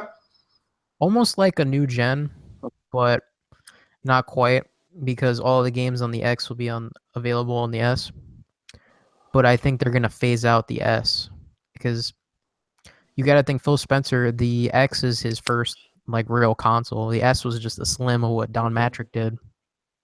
The X is his console, and I think he's gonna keep it around for a long time. Okay. Well, that is in the history books, guys. This was a great debate. There was some great questions. I got one more. Okay. If you have time, obviously. Go ahead. Is that okay? No, go ahead. All right. Crossplay has been like such a topic over the months, right? You had a lot of Xbox guys saying, "Why don't Sony do this? Why don't they allow crossplay?" Blah blah blah blah blah. I think even you, Halostorm, you were tweeting about it one time. But I'm going to put this question out there to both of you gentlemen. Why do you honestly think Sony are not, allowing crossplay with Xbox and the Nintendo Switch? So why Sony isn't doing it? Share me your thoughts. I couldn't possibly know why exactly they aren't doing it. Business wise, it doesn't make any sense. The only thing that I could think of is that they just don't like Microsoft and they don't like Nintendo. So I think that's probably why they don't want to do crossplay with them. And Nintendo and Microsoft actually have a decent understanding of each other. I think that's the main issue. Okay. Craig? Not like each other. Okay. They don't have to. It's the equivalent of somebody bitching and moaning about the Alabama Crimson Tide not throwing the football enough. Can't stop them on the ground. They're not going to throw the football. Craig, so again, they're in position. But business-wise, that would only help them, because if they don't do it, people are going to know that you can play. Like, let's say I went to go get a new console, right? If I get a Nintendo Switch, I know I can play with Xbox people, but guess what? I can't play with PlayStation people. Well, they have crossplay, sir, with PC with several games. And the last time I looked, you just made a good point. They don't have crossplay, right? How many consoles have they sold without it? How many have they sold without it? I'm saying in the Nintendo. How many consoles have they sold? I wasn't even talking about PC. I was talking about Nintendo and Xbox. I'm not either. How many consoles have they sold without crossplay? 60 million. How many consoles has Microsoft sold with crossplay? With Nintendo, that you said they got a good working relationship? 30 million. How many? All right, I rest my case. Get the fuck out of here with your bullshit. Listen, Craig, you don't need to act so disrespectful. I do. Facts. I know your pussy's bleeding really hard right now. Yeah, I'm over here dying, bro. Yeah, they sold 60 million consoles. They sold 60 million consoles without crossplay. Your words, not mine. Okay, they've sold. Microsoft has sold 30 million. Microsoft has sold 30 million with crossplay. Get out of here with the BS. Okay, was that a little? I know you're only 19, but that a little nicer for you? What does my age have anything to do with it? I don't understand. Again, what does my age have anything to do with crossplay? Again, you look. One console. You just said your words. It sold 60 million without it. So Craig, console has it. So that's it. That's the end of it. Right? So if we both had the question isn't about what I think. The question was what? Why doesn't Sony? Why I don't believe Sony has to do it, or why doesn't Sony have to do it? They don't have of course, to they obviously don't have to do it, but I'm saying they should do it. Okay, well that's the answer. That's the answer. Okay. It would only why benefit should they do them. It? Why? Why would they it benefit should do them? it?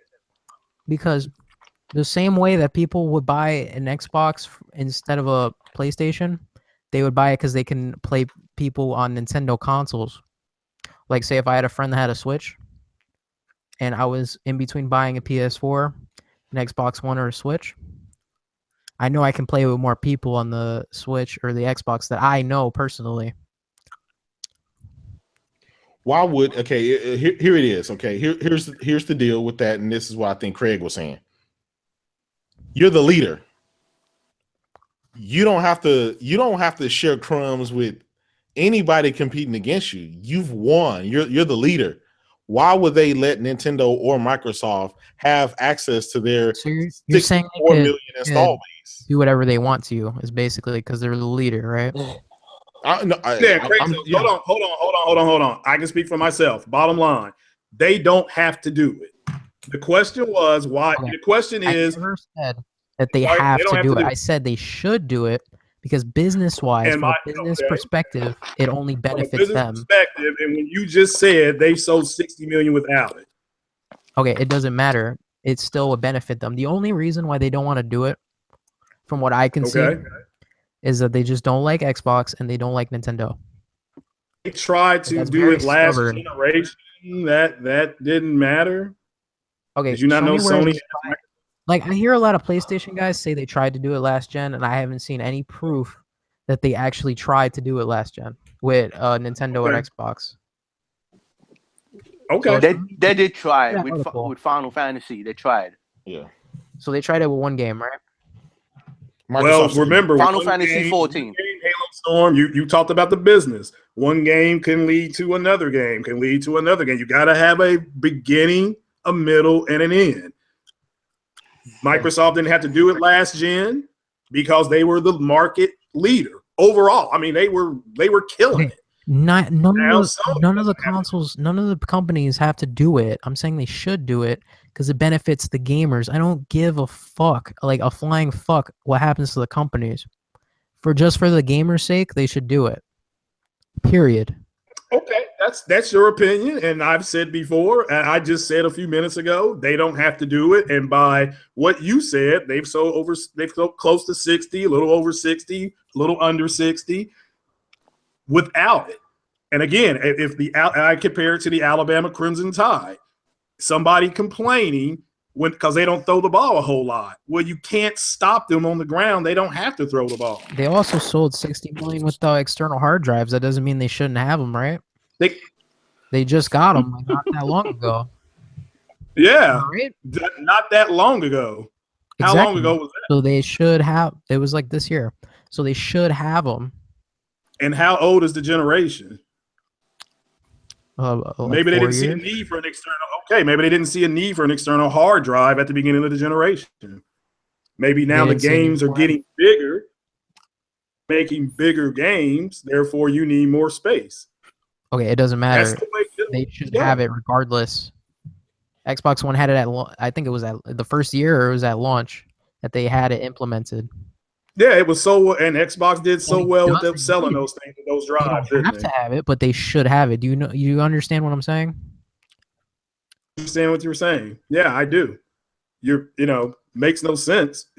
I mean, again, maybe they didn't know about what the gen was going to do. We don't know. Bro, it was 2 years. Obviously, later when they got theirs. They had 2 years. And you just said they have it on market right now, right, sir? So yes. They've made an adjustment. Right. Okay. So they've made an adjustment, correct? I can go to the crossplay. Am I right?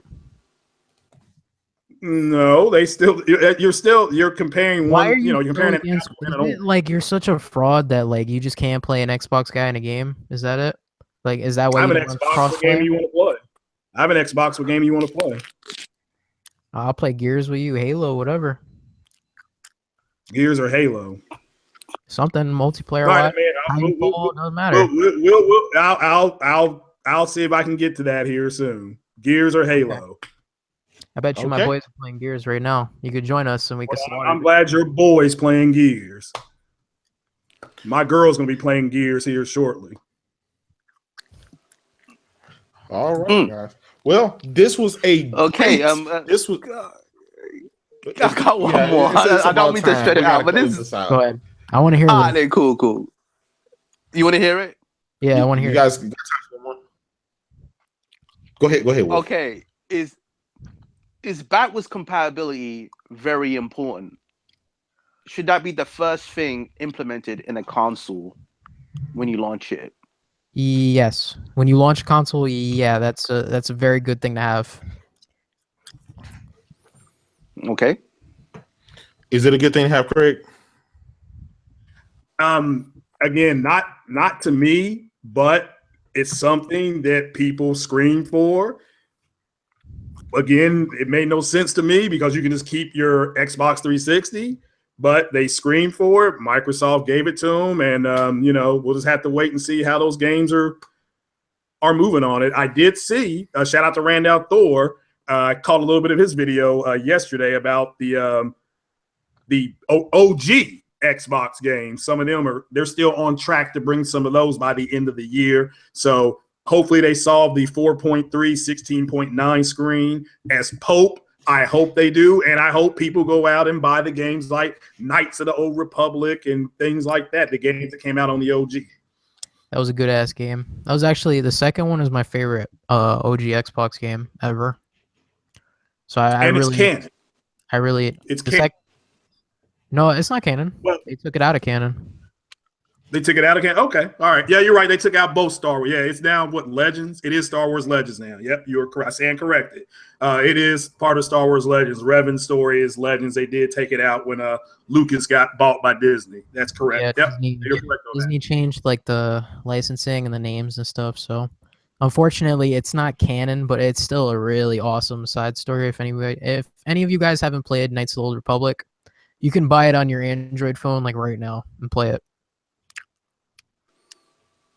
Okay. Not the second one. Good. Okay. All right. Well, again, thank you guys for showing up. Thank you guys for answering the questions clearly and precisely. This was a great debate. This was long overdue. And I think we have some stuff written in stone, so we should never see any of this stuff being flip-flopped or alternated or anything like this. All you guys who came and checked out Halostorm, and all you guys who come to the... I gotta say something. Okay, 1 second. All of you guys who came to see the Pope of Xbox do his thing, make sure you hit that like button and make sure you hit that subscribe button. Thanks, Wolf, for coming on and being the co-moderator and coming with his I gotta say something. Great questions. Yes, I'm going to let you do that. Coming with his great questions and stuff like that. Thank you guys for showing up. Halostorm has something he want to say, and I will give the last words to my man Craig after Halostorm. Go ahead, Halostorm. Yo, your guy, the Almighty Spartan God, he just banned one of the Xbox guys. Actually, he's not even an Xbox guy. I don't even know why he banned him. That dude banned me that one time, I think, too. Can you okay, and I'll say this: that's the guy that you asked me to try to, that I reached out to you to bring you back on and make you a mod, which I did, which we agreed to. He's the one that banned me. Okay, and then last night on Multiplayer Podcast, you acted like a disrespectful piece of shit, bruh. You did. I was just fucking. You were out of line. Look, you were out of line. You were out of line. So you came in here tonight. Listen, Craig. Whatever you came. Hard right now. But you need to relax once in a while and take a joke. No, you came in here tonight. That's what I'm saying. You came in here tonight. I appreciate it. But now you have to go home. Have a good evening, sir. And thank you to the mods for coming. Wherever you are, have a good evening. Thank you to the two mods, and thank you all for coming. Thank you for having me, man. Yeah, Wolf, no problem, man. It's open door anytime. Kratos, always a pleasure. Definitely. All the people in the chat that came over, and shout out to all you all in the chat. Sub to all these guys' channels. Big shout out to Next Gen 720 for having me on his Multiplayer Podcast. Big shout out to Porter Rock for having me on there. And guys, thank you for coming to the podcast tonight. I'm gonna wind it down. I'll say some stuff here to Kratos and everybody else. But guys, have a good one. And that's pretty much it. That's all I got to say. Sup, Cycle?